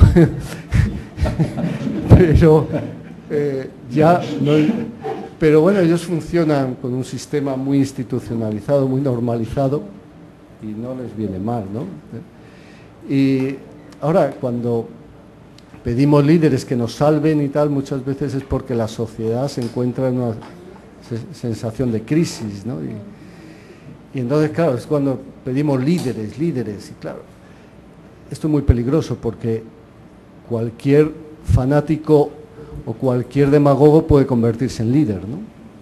Y tendemos a ver en él la respuesta a esos problemas de fondo que sentimos, y esto nos lleva a esos problemas que tiene el liderazgo carismático en sus visiones populistas, mesiánicas, etc., ¿no? Entonces, yo nuevamente creo que la clave es más tener las buenas instituciones, las instituciones adecuadas, ¿Y cuáles son las instituciones adecuadas? Aquellas que son previsibles, pero aquellas que son eficaces, que generan buenos resultados en términos económicos y de justicia. En términos económicos y de justicia. Instituciones que permiten desarrollo económico, pero que permiten justicia, equilibrios, ¿no? Claro, ¿cuáles son esas instituciones? Pues, bueno, pues, entre otras, un buen sistema fiscal, por ejemplo. Que la gente pague impuestos. Cuando la gente paga impuestos se exige más, yo creo. Y es más, se implica más también, ¿no? Es más exigente socialmente. Si tú no pagas impuestos, ¿verdad? ¿Qué vas a exigir? ¿No? Y bueno, pues hay toda una serie de instituciones que sí generan más eficacia en términos de desarrollo económico, pero también en términos de justicia y de equilibrios, que cuando son previsibles, pues hacen que un país funcione mejor, y entonces son menos importantes esos grandes líderes, esos grandes salvadores de la patria, y tenemos líderes que trabajan mejor en equipo, que son más adaptativos, que dan mejores respuestas, porque son respuestas basadas en las mejores preguntas y en la interlocución con la sociedad. Esa sería mi... Bueno, pues agradecemos enormemente la claridad de las respuestas del doctor Villoria. Estamos ya prácticamente en tiempo excedido, se han pasado 2 horas sin sentir prácticamente. Ahorita que volteo a ver el reloj son ya pasaditas las 12. Yo creo que si no hubiera alguna pregunta, me gustaría con mucho gusto darle la palabra al doctor José María Ramos, director del Departamento de Estudios de Administración Pública, para que hiciera el cierre de esta magnífica conferencia y comentarios. Pero nos está pidiendo la palabra, doctor, le cedemos con mucho gusto el micrófono. Doctor Luis, ¿quería hacer alguna intervención? No, bueno, es que aquí había una colega que quiere saber las editoriales de 2 libros del profesor. Se los hacemos llegar. De decir que él va a estar el viernes aquí, ¿no? Que va a estar el viernes aquí en Casa Colef, entonces aquí se lo va a preguntar. Sí, o si gusta también enviarnos el correo, tenemos las referencias, se los podemos hacer llegar. Bueno, pues entonces, si ustedes están de acuerdo, le pediríamos al doctor Ramos que hiciera el cierre de lo que ha sido una magnífica mañana el día de hoy. Así es, doctor Almaraz, muchas gracias. Pues agradecer sin duda alguna las presentaciones tanto del doctor Manuel Villoria y del doctor Luis Aguilar, que sin duda alguna son los principales expertos en temas de gestión, planeación estratégica, temas de ética, gobernanza, y que sin duda alguna para el Colegio de la Frontera Norte y para el Departamento de Administración Pública es un honor contar con su presencia. La idea, como lo comentaba el doctor Almaraz, tenemos un convenio muy fuerte de intercambio académico con la Fundación Ortega y Gasset y especialmente con el Departamento de Gobierno y Administración Pública. Aquí hay algunos de los egresados de ese doctorado. La idea es seguir fortaleciendo porque sin duda alguna algunas de las experiencias del caso de España son relevantes para el contexto mexicano, y particularmente tomando en cuenta que hay una serie de temas que son estratégicos en la actualidad. El tema de hoy que se abordó fue sin duda el tema de liderazgo y su vinculación con los aspectos de gobierno por resultados. El colegio está fortaleciendo los análisis y los estudios y las evaluaciones sobre ese tema. Consideramos que tenemos ciertas capacidades institucionales que nos hacen hacer o proponer una serie de análisis y evaluaciones que puedan tener impacto, y sobre todo tomando en cuenta las sinergias que hemos logrado con instituciones como la Fundación Ortega y Gasset, el CIDE, el Colegio de México, y la idea es precisamente esa, ¿no? Tomar en cuenta esa experiencia, tomar la experiencia que nosotros tenemos y sobre todo tratar de vincularla con las nuevas generaciones de analistas, de egresados por parte del Colegio de la Frontera Norte. Pues sin más, les agradecemos la presencia a ingeniero Alejandro Sánchez por su presencia, igual a colegas del Departamento de Estudios de Población, a los compañeros de la sociedad civil que siempre nos acompañan en este tipo de eventos y que sin duda alguna son muy importantes sus participaciones, igualmente a funcionarios del gobierno del Estado. Igualmente, doctor Luis Aguilar, su presencia, nos vemos aquí la primera semana de septiembre para que les imparta a los chicos de medio ambiente el curso de gestión y políticas públicas. Manuel, bienvenido a tu casa nuevamente, esperamos que no sea la última ocasión. Muchas gracias a todos ustedes y seguimos en comunicación.